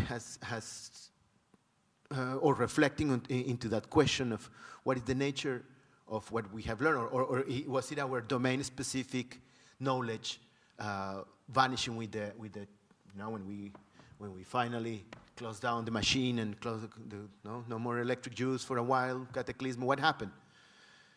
And I think that was a very refreshing question, refreshing thought, to come back to a lot of things that we actually know. We know about listening, and we know about encounters, we know about social, how to communicate with an audience, how to bring people together, how to engage with abstract thinking through sounds, and we know how to develop a listening from a child to an adult, how to critically engage with our community. So there was a lot, surprisingly a lot, that we didn't need with any external software. So I want to actually to ask you, after that conversation and after these very precious presentations that we have here during the week. What do you think now? What would you answer yourself to that question? What is the nature of our knowledge? Yes, like I could also rephrase that question to myself, or reprompt myself. What really have I learned by working mostly with technology or digital tools in a way, and also with AI? Let's say there is this, how it's called, when the sun does, you know, this plasma ejection from yeah. Okay, yes, the plasma ejection from the sun, yes, and then there is the solar wind, and like, let's say it kills electricity on all Earth for a week or two, you know. Of course, it would be huge chaos and so on, but let's say it's just no electricity.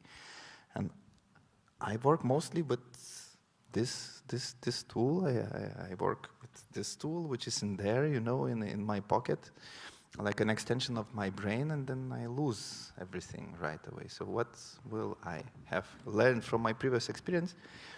First thing which comes to mind is that probably the usage of each tool, especially the higher abstraction ones, or higher level ones, and machine learning algorithms usually deal with high levels of abstraction, right? I mean, when you think about it, prompt is basically an algorithm expressed in sometimes primitive way with mistakes on a very high level of abstraction.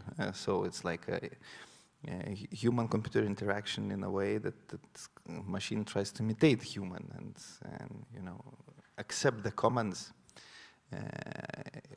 directly, like from human language. But I would say, like, very simple thing.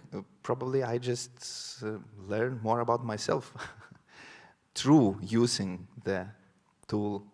When I think and reflect how I use it, why I use it, and what are the dynamics which appear to be different or new when I use the tool, if you understand what I mean.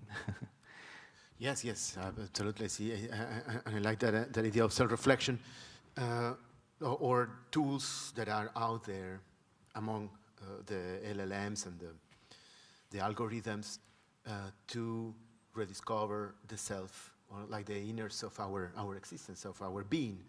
And that takes me to we were discussing one document that is very interesting now, the Montreal Declaration of the AI. Yeah, I can actually put it up. That is along Patrick other ones. Brought it up yesterday, and I think it's really nice thing to talk about. Well, I had it here. So maybe we can go to the first. Yes, to the very first. To the very first. Okay, yeah, this is 1 and 2, right? Yes. So there are first 2 principles. So in this Montreal Declaration for, you know, like how we should use AI ethically and in a nice way, they actually start with well-being principle. That, you know, that AIs must help individuals improve their living conditions, their health, and their working conditions. And generally, as it said, it's like 10 commandments, by the way. It's like 10 principles which are stated there. It will be easier to look at it from the screen for me. So basically, first principle states that artificial intelligence systems must permit the growth of the well-being of all sentient beings. So we are talking here not only about humans, but about all of the life in general. And I think it's a very beautiful thing that when we talk about AI, we can actually start from that. What do you think? Yes, well, this declaration, along all the other ones in Europe and in other places in the world, of course, there are very strong, beautiful words. It reminds me of many beautiful words in the official spheres of our governments, including the human rights and other instances of impressive, well-put words. And when I ask the LLM models, they come with a very beautiful, colorful words. And for example, this one about the well-being and what is the well-being. When I was asking the ChatGPT for, it was talking about something a life worth to live, and that reveals a very contradictory situation. As we know, the Human Rights Declaration has been signed by some, but not by others, and is not respected anywhere. And it's being trashed and in front of our eyes and in front of us, and we, after all, with all the communities, and we go and bow in front of that sacrilege. And then here we have this declaration of well-being of human beings, and then I feel bad. And I feel bad because we are talking about this this level, and the well-being of human beings include also eating. I mean, I don't know, I'm a pork here living in this society, but I have seen with my eyes children who don't have anything to eat. And so what are we talking about? Well-being. So I feel the emotion, profound emotion. I don't know what sentient beings. So I asked the ChatGPT, do you feel concerned about what you are saying? This is BS. Excuse me. And yes, I apologize for the confusion. I'm gonna try to explain to you in the different terms. It turns in another BS. I say, well, you know, what are you gonna do to help us? Because can you do anything in practice? Practice meaning because I know how to take my body and walk and go to that little school in the old town. I mean, we don't have to go into specifics, but I'm sure in every single community, in every single city, in this moment, the well-being of human beings is not being respected. Now let's take the human beings as sentience, and then we have the trees, and we have the now, is the stone sentient or not sentient? Like the minerals, like our... Oh, so it gets very complicated. So I thought it's very beautiful, it's very inspiring. Now, how do we get this right this time? Yeah, exactly. I mean, declaration doesn't mean that it's reality, right? I mean, declaration is something declarative, unfortunately. And sometimes when something becomes declarative, it doesn't necessarily mean that it becomes a real thing. There's always these buzzwords we hear, you know, declared by whatever, governments or maybe some scientists, artists, or even ourselves. Like we say, we have to be creative, we have to be open, we have to be inclusive. But then it becomes just a buzzword, which doesn't necessarily deeply changes anything what is happening. However, we, over the past 20 years, we very clearly see how the technology is changing the society and changing the human behavior, and human behavior as like a principle, because we are still kind of herd of animals, right? We are community. And for sure we are concerned about well-being, but can we like give away part of our own well-being to make sure that there is some kind of better well-being in common when we play with AI models and train them by using up the electricity? You know, even if we produce some art which inspires somebody else, is it, you know, like, is it really enough what we do to evaluate this? Also, now in second point, there is something I not completely maybe agree, but I wonder what would you have to say to that? That AIs must be developed and used while respecting people's autonomy and blah blah blah, with the goal to increase the people's control over their lives and surroundings. Isn't that, though, that we control our lives and surroundings is a certain illusion of ours? Or like a reach for safety? Can we really control?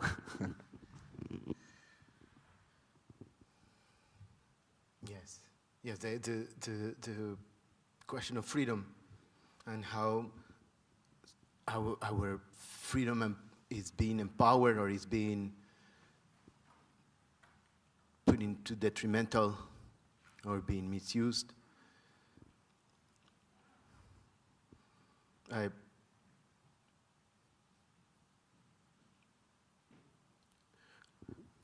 Well, bringing down to our practice, for example, so the freedom of use and the struggle of the regulations of the systems and the copyrights and the materiality, how it becomes sound, the prompt becomes sound, the prompt becomes music, the prompt becomes a movie.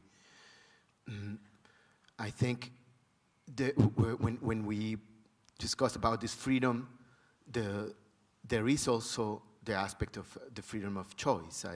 Not only for the creator, but the freedom of coming to this moment. So, is there an aspect of it that is not considered yet there in relation to them, and well, that could be a positive thing, and still we gather together to watch a movie, or to watch an opera, or to listen a concert, or to appreciate an artwork, AI or not. And so that value is very deep. It's a communal practice that could get reinforced or not.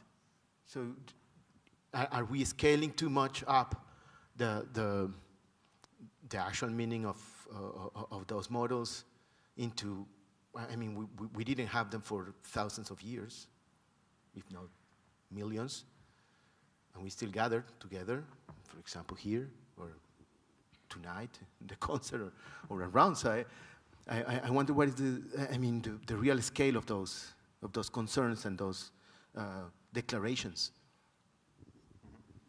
Yeah, you know, when you have been telling that you have been talking with ChatGPT, you know, in a way, sometimes I tend to think that, of course, we anthropomorphize things, and we are anthropomorphizing these AI models which do not really think or feel, but they are trained on the data, which is human data. And sometimes I would say that models like ChatGPT, who just scroll around the web and just collect everything and train themselves on it, and they're kind of a collective subconsciousness, or of at least those parts of internet they crawled into. And they actually very much represent, you know, us first of all. And whenever we create tools, in a way we just create some extensions of ourselves. And we create the tools based on the models, let's say, of how we function, or how we understand we function. If you think about machine learning and neural networks, is kind of a simple representation of how our neurological system works, right? So it's just maybe now we understand a bit more about it. And the question of the freedom of choice is really a hard one. But okay, if we want to, because like I think we can talk like this for a whole day, but we have to fit into time. So let's jump into some other principles. So we have the well, very practical principle of protection of privacy and intimacy, right? And also solidarity principle, which seem to be kind of related. We want to be alone and private sometimes, but also we have to kind of, we also have to maintain bonds. And the dynamics which we see in the social networks, as well as dynamics which are changed, for example, by manipulatory, let's say, AI-based algorithms, which I see much bigger problem than, as much bigger problem than generative AI, for example, what influence on the society it makes, and how ethical is it to kind of subconsciously influence people's decisions to buy something, for example, through marketing, or to vote for someone, you know. So, but it still comes from our behavioral patterns, I guess, right? Well, yes, I guess there is something. There is one exercise that I like to do. When I start to interact with the chats and the chatbots, and it's the reaction to some very specific prompts, for example, concerning social justice and solitude. You know, like when you start to push the model into some corners where it can be, the quality of answer can be very wide. And I have been experimenting with that for You know, the things are going very fast now. You know, there is updates every time, and now I went from the censorship, so, you know, to the point where you can see the LLM elaborating an answer, and then deleting it and coming back and say, well, maybe we could talk about other things, the history of ancient Roma, to other point when you know, if you pay for it, then you have different access to different models, and those models have different biases, and then they have different filters and different different answers or different qualities. So what I'm scared with this thing, or what we mentioned, is based on human data. We haven't learned ourselves from our own mistakes. We keep doing the same mistakes again and again. It seems that the Sisyphus of Albert Camus, we go up with the stone and we let it run, and then we go up again with stone, we let it run.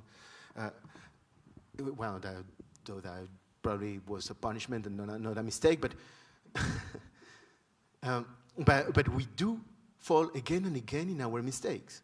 And I went through, as a person of our ages, I think if we just rewind 20, 30 years of world history, we will find again and again the same stone. We felt as a society, we felt as a government, we felt as a community, we felt, you know, we fall. Now, how do we pretend that those things could bring some principles of, or that some principles of solidarity and privacy and support and well-being growth or the good? Yes, maybe that's my problem with this. Is if we don't talk about moral and ethics beyond the system, but through them, then there is no point to get that conversation. Like the moral AI declaration? Yeah, well, AI is probably as moral as its creators and users, right? So when you think about it. And I really believe as well that we individually and as a community do not talk enough about morals and ethics as well. Democratic participation principle and equity principle, right, is kind of more or less about the same. There are some very nice insights how you could use AI or digital activity to kind of support that. I wonder, let's say, if we take the most advanced model right now, would it be better at ruling the society than at least some of the leaders or not? How do you think? Because it doesn't have at least the emotions and ego, right? But then there is a question how much biased it is and who programs the biases, right? Or what the model is trained upon. Fantastic question. I know that could be one of the open questions, because I think it's brilliant. I mean, it's clear that some of our leaders would benefit to read some books, yes? Or at least interact a bit more time with the scholar version of the language model. Yes, definitely. I will rephrase the question. Please name 2 or 3 books which you think the AI who should rule the humans should read. Well, no, kind we of should joking. ask it. I don't know, someone has the ChatGPT open. What is it? Spinoza ethics. About joy, right life with joy. Yeah. Well, that could be. Yes, but is it in the words? Because, for example, something that I was also trying to get through the AI. I think time for anecdotes is allowed. I take these poetical liberties, talking about the documents that we should read. So I'm Colombian. I come from Colombia. I have a very deep appreciation from Lithuania. I have very good friends in here, and come as often as I can. And there are persons in my country who had roots in Lithuania and I admire very deeply. And I was there 25 years ago in the middle of where we have a very, very difficult political situation at the moment. At that time, there was narcopolitics and paramilitarism, and all the gangs were weapons until the teeth, and they were fighting against each other. And then, of course, we have to change the constitution so to allow the narco governments to proceed with their own sets of laws. And of course, we have to do it because they throw a tank. They throw a tank into the parliament. So that's horrible. But the interesting, beautiful thing on the process was that while writing that constitution, we have to talk each other. And then we have indigenous people in our country, more than 100 languages of indigenous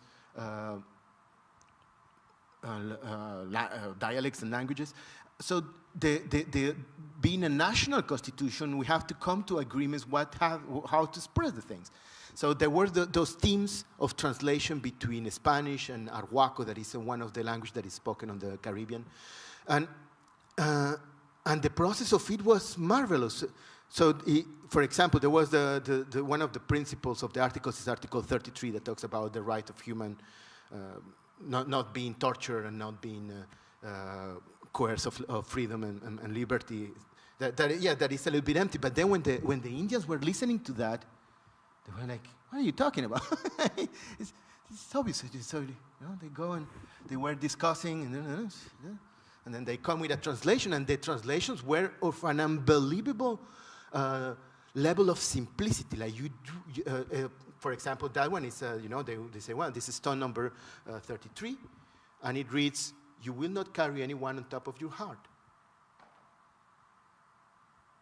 Was the translation. So it was in that exchange that the actual meaning of the respect of freedom and not torture and the criminalization of unofficial detention and all that happened. It was not in the words. It was in the opportunity of the talk. So sometimes when I look at this, and following that question of where are the books and where is the knowledge, I think the knowledge is the opportunity that this is bringing us to discuss. So, okay, we got an ethical problem that we haven't solved. We got a moral problem that we haven't solved. We got a solidarity problem that we haven't solved. We have an equity problem that we haven't solved. So let's have the conversation. So is it in the text? Is it in the books? Is it in the words, if we match the words? Or is it in the exchange between our translation of languages and interpretations and understandings of subjectivity and community and social arrangement, that we could actually build up some kind of a textbook for leaders and governments? Yes. Sorry about that. No, it's really, I mean, like Declaration of Human Rights is very nice way to start, but if we get to AGI, right, maybe we will have to talk about the Declaration of AI rights. Who knows? Another life form coming.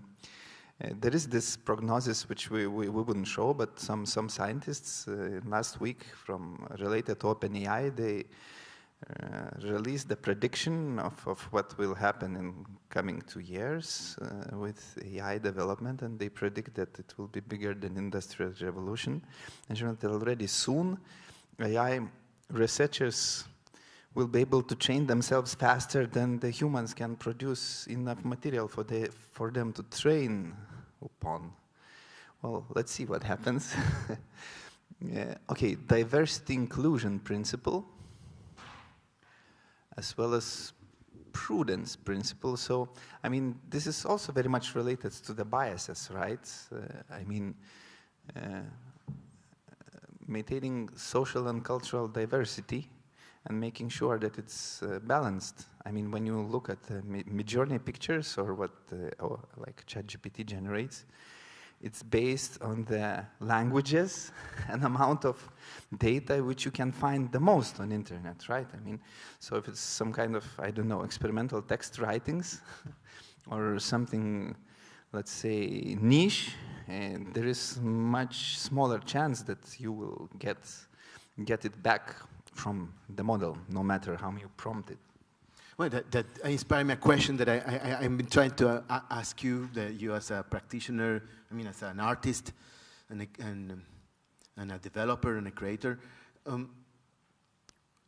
So when we think on how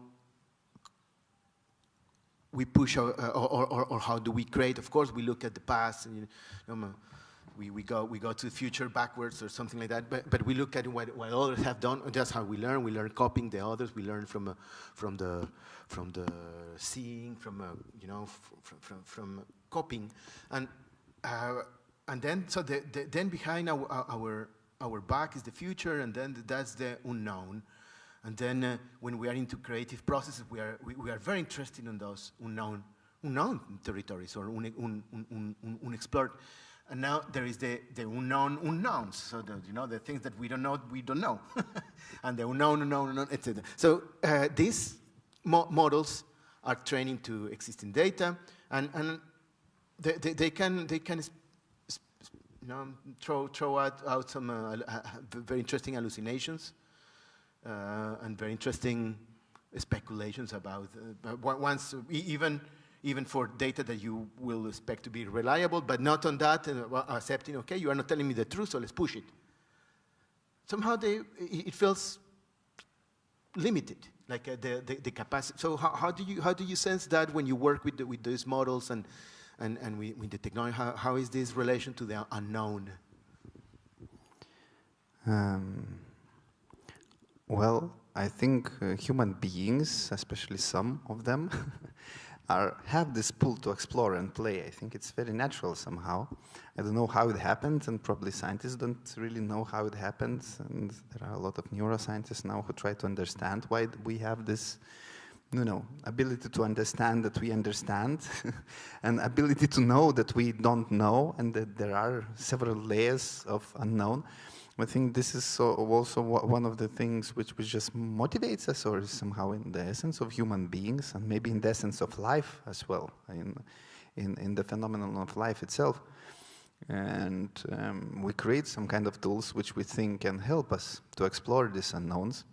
Like there was a ship which went around the world and kind of proved that it's round, after all, right? Although some people still don't believe it, but okay.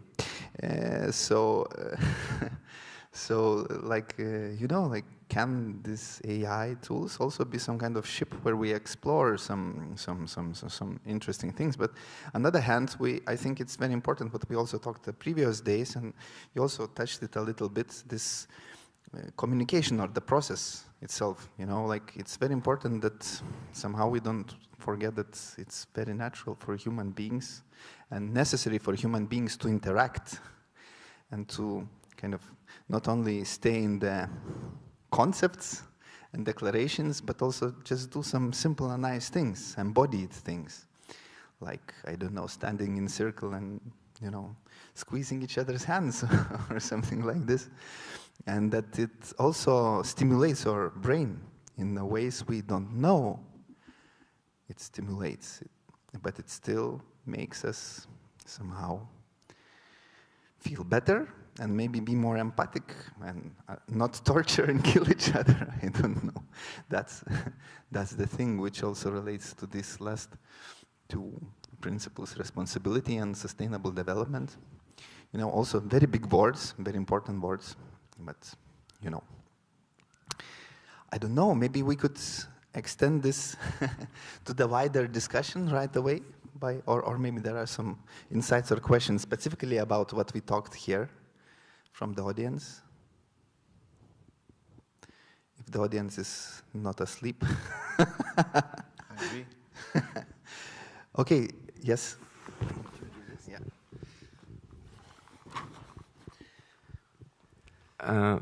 Thank you for a very inspiring and depressing conversation you just had, because at the same point is like, yeah, these principles are very valuable and it might change some, and then you think, but we are humans, we're not actually forcing ourselves on the daily basis in doing all of that, from the sustainability to being openness and all of that. That's our kind of personal development.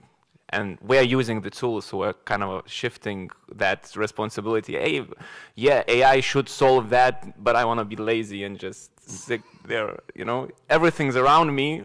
I can, talk about these human relationships, but then the ethics and the philosophy doesn't, as you said, embody. So in which way you would see that AI would push us out of this chair to actually be embodied, maybe, or be the questions that we didn't solve, maybe they will rise it to that level that we must solve it. It becomes an urgent to solve because it was comfortable in kind of a philosophizing it, but not actually integrating in our structures. Well, I have a comment on that one. For example, as musicians, I'm a musician. I'm not sure if what your disciplines are, but I think it will be easy to understand. So in the previous talk, it was mentioned that we have millions and millions of tracks online, and actually there are millions and millions of tracks online every single day that goes up on there, and hours and hours. And so I took my calculator once and multiplied. How much do I have left? 30 beautiful years of that's about 1 billion in the last count of seconds. So I don't have time to go through that thing, right? But so how does it could help us? Well, they probably will. They interact each other. You know that in Spotify they are those bots that rank the bots that have creating AI music, and so they like each other and they produce their wealth over there. But in here, in the practice, then the time that I spend with a group of students, with a group of children, with a group of colleagues, that is becoming gold. It's becoming super precious. So in the morning, my colleagues may hate me because when I say it in the breakfast, it's like, oh, I don't want to let you go. I want you to give me that interaction that those things are not there. And music-wise, it's the same. There was this talk about the concert yesterday night. Yes, there was a lot of sound, beautiful artistry, mastery of tools, etc. And then at the personal level, I may like or dislike or vibrate or not vibrate with some of the music. But the fact that we were all sitting there around and that we all came together, that was the most beautiful thing on it. And so I think it will give us, by freeing us of that rush, that Domates was saying, I need to get it done.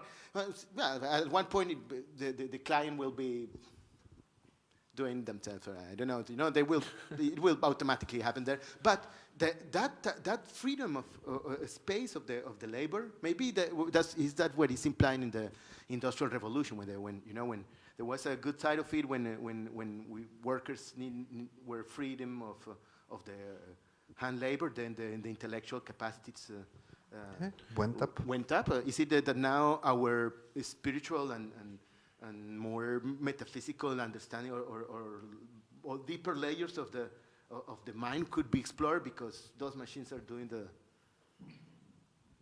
creative work and that's a really interesting follow-up on the amount of content and how it changes the perspective of what we actually are appreciating. So since all these generative tools, the majority of the content becomes average. So we push on either side of the extremes to be unique in the way, and we are already pushing it, and we want the variety of our human existence is a part of being unpredictable, some of the varieties. And we actually see that in societies as well now, that the radicalizations on either sides, that we just hate the average in the sense. And maybe that's also a follow-up on that, all of these structures, that the content becomes so big, then it's either it's very on one of the other extremes that we are pushing forwards. Yeah, well, I mean, more concretely to answer your question, if to get back to it. Please do. I think that it could be very helpful as a certain browser of concepts. But then the model has to be trained on very much hand-picked material, and hand-picking the material would be already the bias, if you understand what I mean. But it might help to synthesize or come up with some of the ideas, but it still has to come from human, and things like randomness, chaos, or association can actually help. That's why I really believe that this matter of chance or like chance encounter of human beings, right? I mean, we also like kind of met by chance, right? Or like everybody of us met by certain chance because somebody introduced us. But you know, like there was this moment of the decision, and that okay, I invite somebody from Sibelius Academy to come to workshop to Vilnius, and okay, Alejandro hears about this and for some reason makes a decision to come here, and we become friends, and you know, now we are sitting having a discussion, this discussion after 10 years, you know, philosophizing and about AI. But it could have gone completely different way, right? So I mean, like somebody else might have come, or like we would have become friends after 2 years. Would that influence our decisions here and now? Oh, you know, let's not get in there. But anyway, very interesting and important things to talk about. And I believe that art, although from the perspective of law and copyright, of course you have to somehow, you know, describe it and bind it, make it like more practical or real, right? But in the essence, art is just when it is perceived as art. I mean, I create a sequence of events, be it a performance, be it a musical score. It sounds in the air, sometimes it sounds the same, sometimes it sounds slightly different. But it's not the music. My creation is not what I created, and it's not even like purely my creation, as we also talked. It's just like how I see a certain elements of reality through my neural network in my brain. But it becomes art when somebody listens to it. Only then it's music, and only then it's art. But how to legislate that, for example, I have no idea. Okay. Maybe I would ask Ingrida, Raminta, Matas as well. We have another person we would like to join the panel. Please come here, and we can all talk. So this is Agne, who's also working very closely with AI research and also working as an expert in the Ministry of Culture. Please. Yes. Yeah, we can all share a couple of microphones. I will try to maybe. Oh yeah, we have even more. So after today, could you, some of you mention some of the, like some kind of new insight or idea you got after our discussion here, or like it's more or less everything as you imagined from before, or that there is some change in your understanding on this question, the relationship to authorship, of owning, and also how it relates to AI? Can I? I really enjoyed what Alejandro said about sentient beings, and I really like a question though, that we should look at AI as a sentient being and then maybe work from that point, you know. But as well as Alejandro pointed super well, that we don't treat the real sentient beings as sentient beings. So I think, and this I think incorporates in all of the fields, that this new technology, AI, really helps us to understand more things, not only about AI. And I hope that some research about consciousness, about intuition, could also be elaborated via this AI problems that we have now. I think that was like the main thing that I'm bringing out. And for me, it's always interesting to hear how the authors themselves, how they view artificial intelligence, how we also view the question of copyright. And what I see is really that there is no single opinion, that each artist comes with his own. It depends on how he works. Somebody is creating codes, and then he is creating the machine, and somebody is using just as a tool. If I don't talk as a representative from Latga, I'm somebody who has no skills in music. And I see that these AI tools, for example, like Suno, or I also don't have skills, I'm very bad in drawing. And then these tools, it's some kind of happening a democratization of art, because I have now tools to make a song to my friend to send for his birthday, for example, or some kind of drawing to show to my kids. So there is a musical, the democratization of music, of arts, of all this kind of area, which was before just belonged to some narrow group of people, the ones who the talented ones. And then for me, I'm curious to see how these talented people, how they see this revolution. And I'm surprised that many of them are not so worried that they are losing this privilege.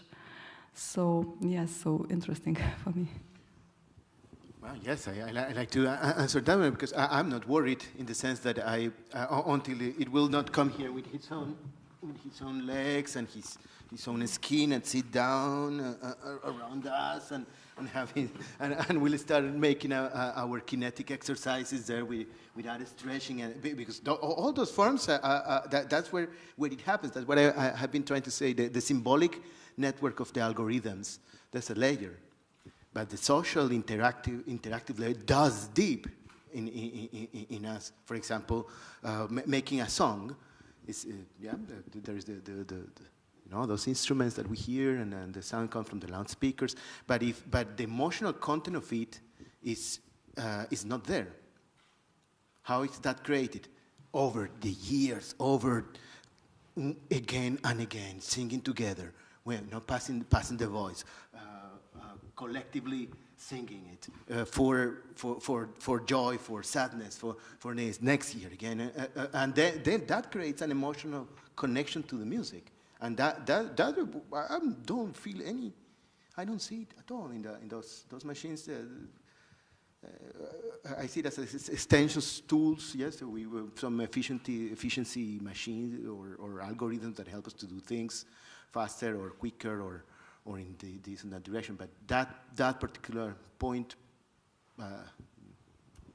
But if you heard Raminta said that has students, only 15 students or 15% said that they care in the concert music to be live music, and I don't know, do they care to be also live artists, or do they want some holograms, machines to to perform for them?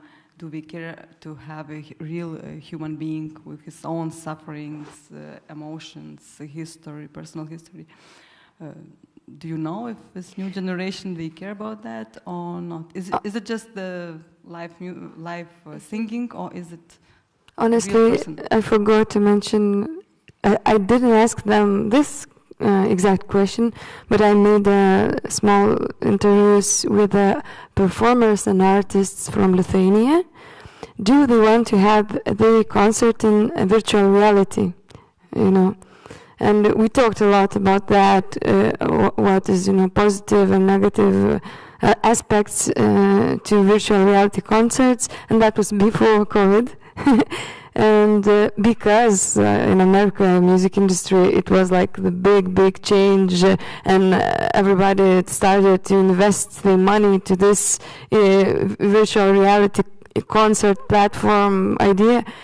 But my colleagues, most of them said that no, we don't want to have that kind of experience. We don't want to start our concerts in virtual reality, because we believe that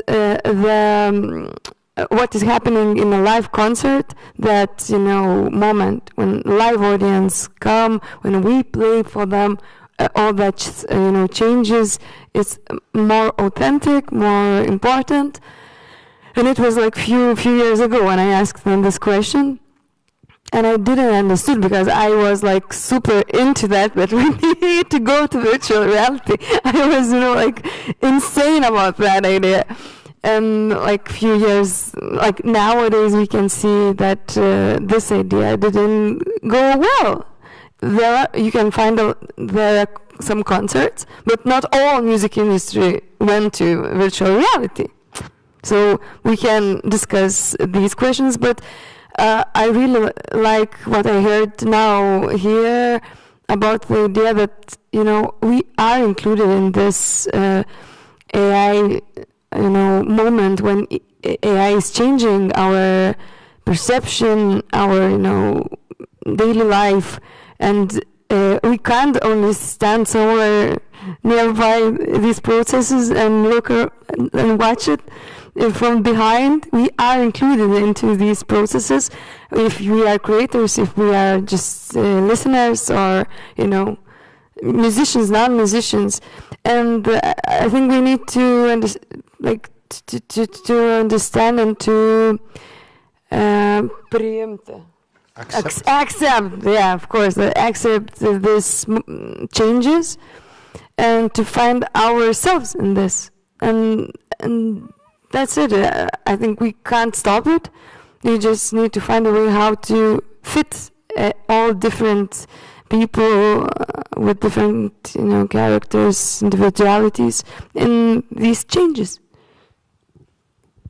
I'm really holding this thought for a long time.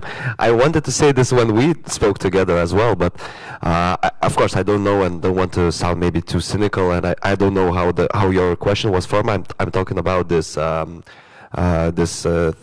this research that you made, that you asked like 200 people and only 15% answered that they care about live singing, right? Yeah, that was. Yeah, so I don't want to sound too cynical, but I think they don't know what they're talking about. It's not okay. It's not maybe in these times. It's not about live singing. I think it's more about agency. And I want to give a little example. When I was in this beautiful Mosaic summer school, can't remember the woman's name. I think she was the head of some festival, and she was talking about that. She was kind of complaining that Generation Z doesn't go to the concerts because they can go to Metaspace, they can go to Spotify or YouTube or whatever. But I really disagree about that, and it's not about live or not live singing, electronic instruments or acoustic instruments. I think it's about agency and about presence of the artist on the stage, and that's really important. Whether you sing live or don't sing live, that's another question, That's and about format. Also, as you remember, there is some evidence that now people actually want to be in the concerts when there is less people. Mm-hmm. There is more focused. So, I mean, up to 200, maybe 150 is fine, If it's more, if it's mass concerts, which was very popular before, and still is, like a show or something like this. Either you then look, it's on DVD, TV, like with a beautiful screen, and you just, in a disembodied way, you kind of listen to it yourself, stop, pause, or skim where you want, or play it on double speed or something, Either you are there where you can actually feel the presence that you are together with the artist, right? And I think this question of disembodiment, and how we will embody the new technologies is extremely important, because I think what we learned from VR now is in a much more, let's say, embodied way is used in XR, where you blend the virtual reality with virtual one. And this is the way to go, probably, as we see. And probably this part of it will not die, so I don't know. Agnia, maybe you can comment something from what you heard. I think it's on, it should be on, yes. Yeah, I was going to jump in regarding virtual reality, because I think that's a real topic that we need to talk about. Recently, I went to one conference, and they were talking about the research they done on it, and obviously they focused probably most on the gaming industry, because obviously there are lots of gamers in the world, and they play in a virtual reality. And they were talking about the influence it makes to people as well, and the dangers. They called it also the new internet, and we have to look into it more closely. And the dangers are that when people create avatars of themselves, and they live in those virtual reality, and then they might be abused in that reality. And the worst thing is that when they are being abused in that virtual reality, the pain is real. It's also real in real reality. They have the same trauma as if this would happen in real reality. So, yeah, we talk about AI a lot, but that's just the next level, and it's also coming. So I just wanted to add to that. Yes, also it's not very well regulated, and but also what I would like a little bit to add about this, how Raminta said, we should accept that this is new reality, there is artificial intelligence, but I would like to add that we should accept, but also we should try to influence it, because we cannot allow several global companies to dictate, to change really our lives. We should try to influence. We need to be active, and really to work on that regulation. As it is said, if you are not at the table, you are on the menu. So just for the authors, not to be on the menu, but also to be at the table. Like last week, together with Pale and some others, we had a discussion in Tallinn Music Week exactly about these topics. And I want to, mention and thank Pale for collection of memes, which he saved on his computer and we used in the discussion. So I will just put up some of them and would like for you to look at them and comment if you have what to say. What do you think about this, right? Well, it touches this question of copyright, maybe. Mostly. Yeah, it is a lot about that. I like that second one with the painting very much. Sometimes it happens, and Ingrida showed some examples when people provoke AI to express the style of that artist, that person, and they just stole the art and make, whatever. So I totally agree with Ingrida's idea that we need to influence the changes. I think we can remember when internet was invented and we had kind of the same problems. We didn't understand how to have some laws about what is happening inside. We have so many changes there. And of course, I'm sounding now like old grandma. Internet was invented, but yeah, I think that kind of changes need society influence as well. And like 33 years ago in Lithuania, when Lithuania got her freedom again, so there we have wildlife in the streets. People were doing really, who is from the Baltic states know a lot about what I'm talking, when people were stealing everything. About music, about art, so we can talk a lot as well, but it was not safe. So I can compare that now we have that wildlife in AI now, but somehow we will do, some regulations there, but not too much. But as we see today, it's not so easy sometimes with these regulations, right? And that's the thing. It's also a tendency I noticed that people who are more into the experimental side, they don't really worry that somebody will take away their job or work, because anyway, you understand that you always will have to feed the AI with something new, and just humans for now can invent something new or find ways how to feed this beast with something new. And that beast doesn't want AI content, it wants human content. Yes, exactly.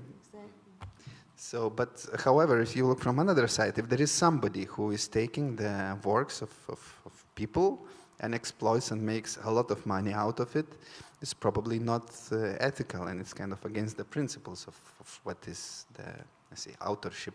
And I think it's more about attribution and ethics in the end, not only just about the money. I think just people need to respect each other in all situations. That's the same thing. So just respect each other. When someone creates, really cool code, we need to respect that person. When someone creates his own or her own, composition as well. And now what is happening, I don't feel that all sides are respecting each other. I can tell probably a story about the good practice that is being born in Lithuania at the moment. So Vytautas Magnus University is currently collecting lots and lots of various Lithuanian texts with the aim to create one huge pool of text, and that pool will be opened for everyone to use for AI training, for any other technologies. But the way they collect the text is the ethical way. They ask authors if they allow it, and it could be paid or unpaid as well. So obviously the fee is not really high because it's a project-based program and it just has as much fund as it is, but it's a new thing, it's a new practice. I didn't hear this was happening before, at least in Lithuania. So yeah, we have a good practice happening at the moment. No, but there are tools, there are developers of AI tools who are asking for permission and who are remunerating the authors, as I mentioned, Adobe, but there are others, but they are usually smaller, not like OpenAI or Meta. So the goal is that for everyone should be the same conditions, really to have the same conditions, not to have this unfair competition practices. And also we all have a sense of justice, and these memes before really, I think we illustrate very well that we feel it's something not right, that if I caught that fish and then somebody comes and takes from my bucket, something is wrong here, and we should make it right. Yeah, or it should be at least your personal decision. You want to share that fish or not, right? To take some money for that fish also. Or just give it if you want, but it has to be your personal decision. Another thing, I think, what is really important, what I consider very important, I also try to use all the AI tools which are open and transparent, so I know what they have been trained on, and I have certain control of it, and I can check the code myself, even though if I'm not like a super programmer or anything, but I can understand the code, so I can, see what is happening there. The big problem with the biggest AI models is also not just that they are using something which is maybe stolen. There is still a gray area in some cases, because in a way some of the models work, the database, when it's split into the tokens, it's very hard to really prove. Well, let's not get in that, but I mean, it's just not transparent. You have no idea what it is trained on, and therefore there is very little control on the biases, and you can't understand. I think it's very important to understand how things work and how you can understand when it's closed. Talk about transparency, we have to talk about AI Act, and it talks about transparency, and now AI creators will have to disclose intellectual property used in creation to those products. Whether they will disclose everything, it's questionable, because I was told by the lawyer that sometimes probably it's easier and cheaper to pay a fee than to disclose. But look, European Commission now started to invent European AI because they need to have something where they can be, opposition to OpenAI and other AI creators. So they now are trying to make a perfect AI product in Europe. Let's see. We can wait for, I don't know, half an year, and we will see how European Union, with so many regulations, will do their own AI version. I want to see but I know that recently Germany ditched that idea. They decided it was too expensive, it's not worth it. So maybe that's a different, I hope that's a different one. That's different, yeah. In my presentation, Agne, you haven't seen, I talked about AI Act, and actually the AI developers will need to disclose only a summary of data they used. And it should be how the summary should look, what kind of information this summary should contain. It should be written in this code of practice. And with each draft, we see that it's becoming more vague and vague. So I'm not sure whether it will really help this transparency. If in that summary they will say, okay, we just checked this is, it will not be exact websites or something. Yeah, or they can just write, we made some, I don't know, contract with some company, collected this data, and that's it. We don't know how it will. But I'm not so optimistic about this AI Act, the transparency obligations in practice. There are lots of good talks in Brussels, though, and during the Hungary's presidency for European Council, they did this questionnaire, and they asked many European countries what they think about AI, about authorship, and etc., etc. So there are lots of different answers gathered there. But the main consensus is that they don't want to do any changes to legislations at the moment. They want to see how the opt-out is working. So probably you talked about what's the opt-out, because they want to empower these tools and check if it's possible to make them really work, because at the moment they do not. And now Poland is going to do another questionnaire, and they're going to include collective organizations and ask about their input about the same questions and output. So it's happening, and what I hear is now they are talking more not if authors will have to be paid, but how they should get paid. So now the talk is shifting slowly from if to how. So yeah, it's a really slow process, but I would see what it's for, happening. in what kind of case, and how to verify. There was a conference in Brussels about that, and they talked with authors. It was like a few months ago. And you are right about that, that there is no question, do we need to be paid? But because of other countries who have their own AI, Europe need to be faster and not think about copyright, about payments, but about how to have their own AI in this situation. I know that this sounds like a little bit, I don't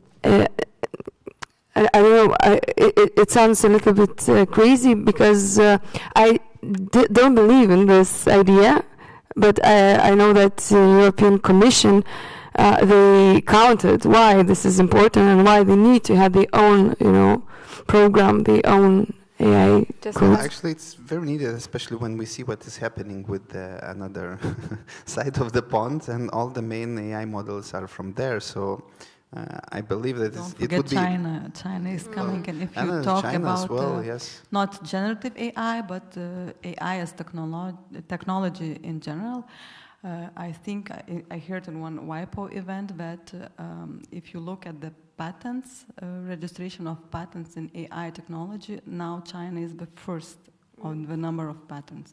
So it is not only EU against US competing in this it's AI, a new space but race. China, you have also China. And also the sad part in all of this is that even if we want to make this right, we want to create this amazing AI European that's ethical and has everything good. But the problem is that authors already know about the risks, and many are already protecting their content. They're putting protection barriers, so you can no longer enter to certain sites and just scrap all the data from them. And it's becoming more and more harder for AI companies to do that, and that's why they're forcing to get paid. They're forcing these companies to start paying for content. Obviously, it's more for the big companies. Littles are not so. That's why they need protection from the collective organizations. So the solution is education then? Yes, of course, education and again, ethics. For example, I would give all of my content to train the AI, but I want to make the decision and I would give it for free. I don't even care about that, but that's the question about ethics again. Alejandro, I think you wanted to say something. I think I'm in another planet. No, I wanted to bounce it towards the pessimist view of there's no hope. So and Albert Camus, in his writing, many of his writings come also to a conclusion that, well, as there is no reason for hope, there is no reason for despair. So I think we will go through this the same way when the cinema came. It's a different format, and it will be patchy. It won't be ideal. There will be mistakes in the laws, in the regulations. There will be injustices. We will live with the holograms in the stage. They will come, and then we will. But the discussion about the new discussions, for example, about what do we learn from ourselves, about our own nature, about our own local environments. Those are very, very interesting. The copyright, I was thinking, when did we start this thing? It's not that old, must be 19th century, 18th century? The first law? What is that in human creativity in perspective? That's pretty recent. I mean, we are now feeling that it's all about this anthropocentric view of creativity, anthropocentric view of intelligence, anthropocentric view of environment, anthropocentric view. So maybe we could start relax a little bit about this, and well, yes, accept that the things is creative, and it can probably make lullabies for our babies, and it can make funeral songs for our death. I mean, yes, okay, we welcome, come to join the you know, welcome to our misery, come to sing together. You see what I mean? Is that there are so many other dimensions of the thing that transcend what is happening on the screen there, on the connection that it relates to the now, the local, the people, our body, our hands together with the exercise, passing together the other forms of intelligence. So I think that opportunity to reflect on that, then if we have to go through this, giving up our rights and our music and all that, if it allows us to get there, then maybe it's worth. But don't forget the economical aspect, the distribution of well, revenues. Yes. That's not my field. Yes, someone has to fix how are you gonna make the artist keep singing. But that's what I thought. I am from another planet, because I learned very quickly in very difficult social circumstances. There are a few people who can go through. And there was the doctor, because everyone needs the doctor, so don't kill the doctor, man. Don't be an idiot. You need a priest, you need someone who has some kind of spiritual or authority therapist, to put the dead down. And then you need musicians or artists, because we all take breaks. And what do you do when you take a break? You dance, you sing, so they were welcome all the time beyond, it creates a form of economy that is self-sustainable inside the small circles of community. I got fed many times before being have the position that I have by playing my instrument, playing my music, and then I got food. Oh, that's all what I needed for that day. And the next day I sang the same songs. So there was, and I noticed that there is this thing, the appreciation of the musician, of the circus, of the artist, of the thing that gathers together, that if it will come from inside the community. So I hope, it's not my field, I hope the people who are working on that, they will reflect on how do we keep our artists, our musicians singing, and our artists painting, and our theater going, whatever form it has. Yes, sometimes it's not even like about having more money, it's about just being happy, and that's it. And being happy with what you have. You play, you eat, you go to sleep, you play again. Yes, but now there is Suno, and Suno doesn't need food.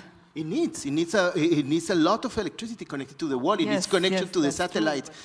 So you cut that, and then bye-bye, Suno. It's all about energy. Man, wake up. No battery, no lithium, no amperes, no electricity, no sun. No. And I think that assumption is we get it when you turn off the electricity. I'm living in Finland, and the other day there was an accident in one of the electrical lines, and then we got blackout for not long. I mean 2 hours. I just remember how was the world. Remember. It's nice. I had a blackout for 6 days last summer. But isn't it a beautiful experience of back to yes. We have an order here. We have two people who want to comment from the audience. So just listening to this discussion is so interesting, and I understand from Raminta, we have to embrace technology, we have to embrace AI, but also from Alejandro to continue to live, to be human, to promote, to celebrate our being alive and being together. So for me, what I'm hearing is we need to find a balance somehow.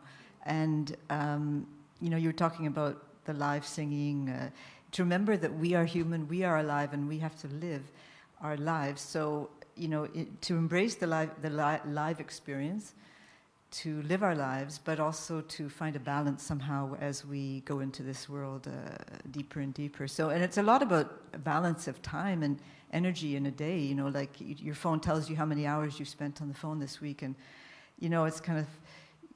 I think it's so important to just, and the artists, we contribute to those shared experiences, like Alejandro said, like continue to, share, connect, communicate through our art in a human way. So that's my little... take on today? I want to throw some academic propaganda here now.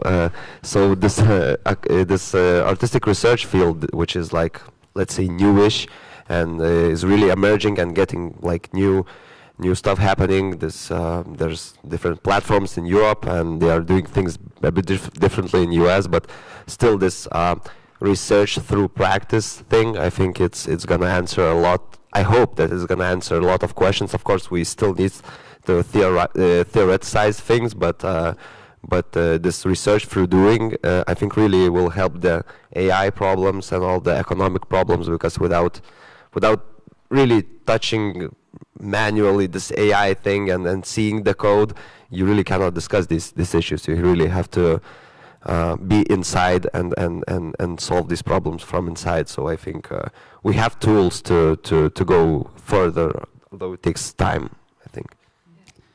And I just want to put some spices to this discussion. From my perspective, I think that everything, is connected with our experience.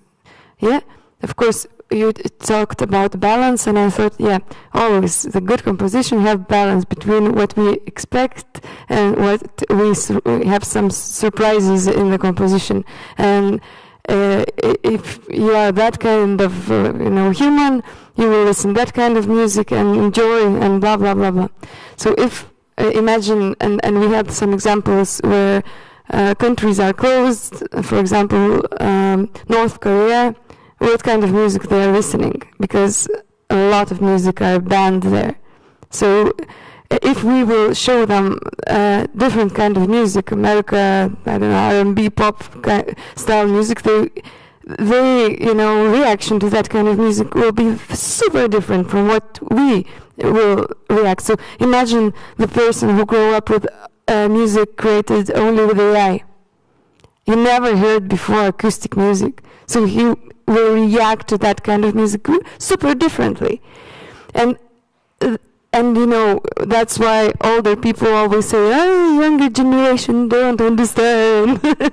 So that's the code as well.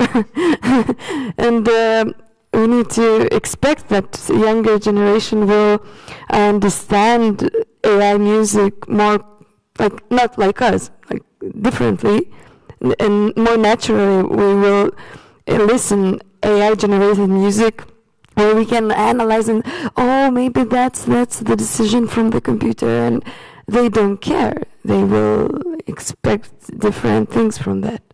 That's my vision, because of psychoacoustic, because of the things, how sound react to human experience. Maybe we will wait for mistakes from. Yeah, what I wanted to say that, like our Professor Ramūna Balevičiūtė said, that art and research for art helps people to understand, other people to understand what's going around us. It's like, and I think since my PhD is about the voice and free voice improvisation performance, together with Institute who researches 30 years, all the sounds what human produces and from where they born, and I call it like everyone has a voice biography. It's kind of related with even what he sees around, all his culture around, how he feels inside. So I think computer can't change it. Artificial intelligence can't change this emotional code and what we have, so this human inside. So, and everyone is so different, and voice biography, voice map, everyone have different, so I don't think someone ever could change this, so we won't disappear. Though it can be altered, right? We can change, like, not drastically maybe, but it's like an instrument, like let's say woodwind players think in one terms, and string players think in second terms. Like, not its essence anyway. In essence, it's still the human with their ideas and how other humans perceive it. And I think we are focusing too much on the art. I think Pale also mentioned that in his lecture. We basically mentioned everything there. So, there is a good hint after all this conference. Watch Pale's lecture from the beginning. You know, it will build this ABA musical form. That you know, it's not just about art as an artifact. It's also a process. And it's even more important because it actually for hundreds and thousands of years, the art was a process for human beings, not an object which you sell, not a process which you sell, but just a process to be and do something together, and that's it.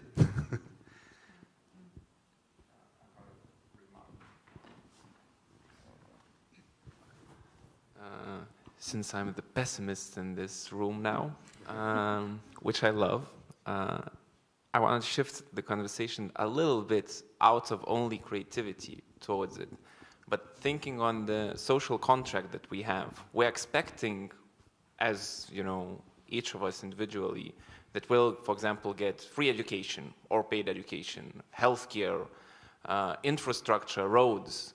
Doesn't that also mean, especially with these new technologies, that also becomes a part of that social contract? For example, legal AI tools that are moderated in the way, that are learned in the way and structured. Because obviously only putting that to the business sides, then we evaluate from economic perspective. And then we try that economic-driven infrastructures to challenge with ethics. But then we have governments that are also embodied in different areas.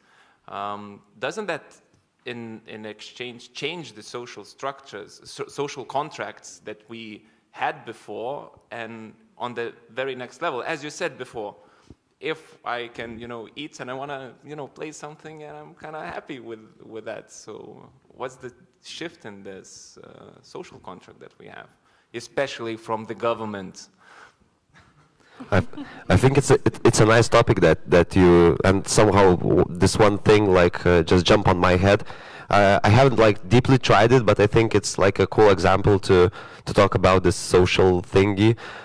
So there's I don't remember who was creating it, but so the idea of this AI is just like an educational tool about partisans. Like for me, it is kind of interesting nowadays about these forest brothers and all this war things. So there's this AI which like is trained on the historical data. So you can just choose your favorite partisan and ask whatever you want, and he will answer you. You know, so this is like a different way to educate people, learn about history, not from books, not from letters, but from like speaking with this dead partisan, you know. So I think it's also an interesting, and that reflects what you say about this change of social concepts. And actually nothing is free. Education is not free. It's free in Lithuania because the government pay, yes, as a contract, yes. Internet is not free. If you don't have 20 euros to pay per month, government will not, you just can go to the library and use, and AI yes, tools are also not free. Okay, some are free, but those which are free, then they take your data, the data that you submit to use for training. Yes, so. Of course, but you know, there is this thing that the money is just the token of exchange. It's not the essence. And when we talk about economy, actually, if you read the economy books, you know, there is different kinds of economy. We over-focus here maybe because we come from this like materialist post-Soviet thing, and then we go into materialist capitalist thing, and you know, it's all about materialism. But actually, in the essence, we can't even prove that reality exists from our own perspective. So, you know, maybe it's all just a hallucination, and everybody else are NPCs, you know, and some aliens are doing some weird social experiment on you somewhere. Because we can't even understand what reality is, and our brain hallucinates it based on some random, pretty semi-random things. But anyway, there is knowledge economy, there is economy of creativity, there is economy of much more complicated stuff than just the, you know, physical stuff, which we of course need. I mean, but we need human connection and social values as much as we need just basically to eat, and you can, some of the things you can't buy. And I really believe that the best things which are there, of course, I mean, they're not like for free. There is always certain negotiation and exchange. But everything is based, all the biggest developments in human history, like internet, for example, it's not copyrighted. The person who created it and the protocol it just gave it for everybody to use, right? And it's just the matter of passion and sharing, first of all, then owning and, let's say, claiming money for this, to my understanding. But of course, it doesn't contradict. Of course, if somebody makes, want to make profit, if it takes your work, and kind of exploits you, it's kind of a slavery, right? We are getting into the age of digital slavery, according to some pessimists, right? We can look very deep to the situation, but you said if we're not talking about money, so then we can talk about respect, like I said before. So there is no respect before, like when we're talking about creators and creators. Some of them are creating code, program, AI systems. Some of them are creating other stuff. And there is no respect to each other. If creators, I read, we have statistics that 25% of Lithuanian creators in association, they are using AI. But 65, if I remember correctly, of persons of them believe that no, not 65, 80 something. It was 95, I think. If you're talking about permission, 95. 95. Because we did some short questionnaire, all organizations doing, and yes, 95% replied that they, or 98 now, I don't remember, but really it was the vast majority who said that authors should be asked permission to train AI tools with their works or not. And also, this more than 90% said that they should also be paid remuneration. And it's in all the countries, it's like that. Authors, they enjoy using these tools. They are not against the technology per se. They are not against the technology, but they think that they should be asked for permission. This technology should be ethical, legal, and fair. And then you are working like individual, like indie composer or something, and you are standing in front of company, big company. So then you are going to your association, and you're lucky if your association is big enough to talk loudly.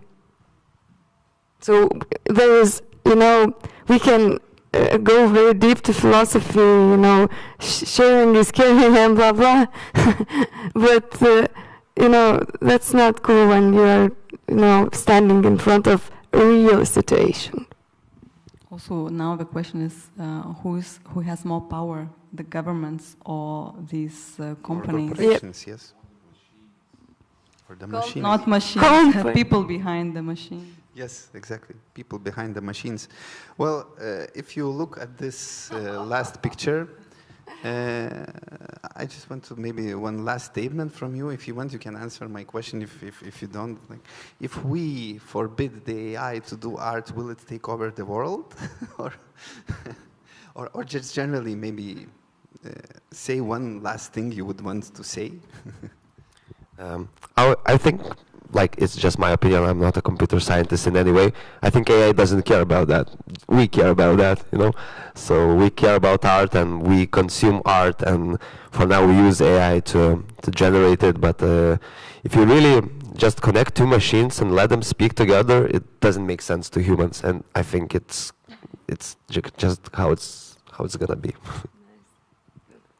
I can just say that it's not to forbid to make the art, but to ensure that there is more transparency and fairness. Yeah, I don't have a comment on that.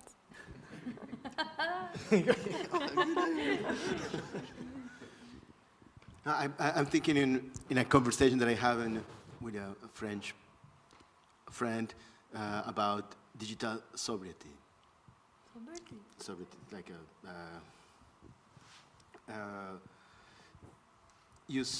reduce the scale of resources. I think we should have a practice. Well, I'm thinking from a pedagogical perspective. Yes, turn off the main power time to time, to be able to reflect on those things, and the things, because at the bottom end, those things must be about human values, and I think we should reflect about love, about empathy, about tolerance, about our own, and then from there build up. Then we turn on again the machines, and we look at the problem again, but we looked from the inside. I don't know if I was thinking about that. So in the end, I want to say time heals. Time heals. So if, like, when you have a pause from technologies, you can look to the technologies with a different view.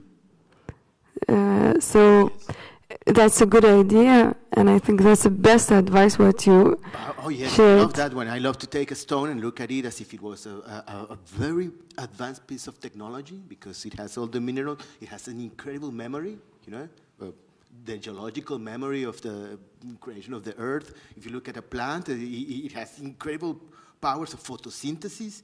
It converts energy from light. If you look at the river, it has a life and an independence. And so I think we just turn off time to time the thing. So it's like you are offering North Korea approach.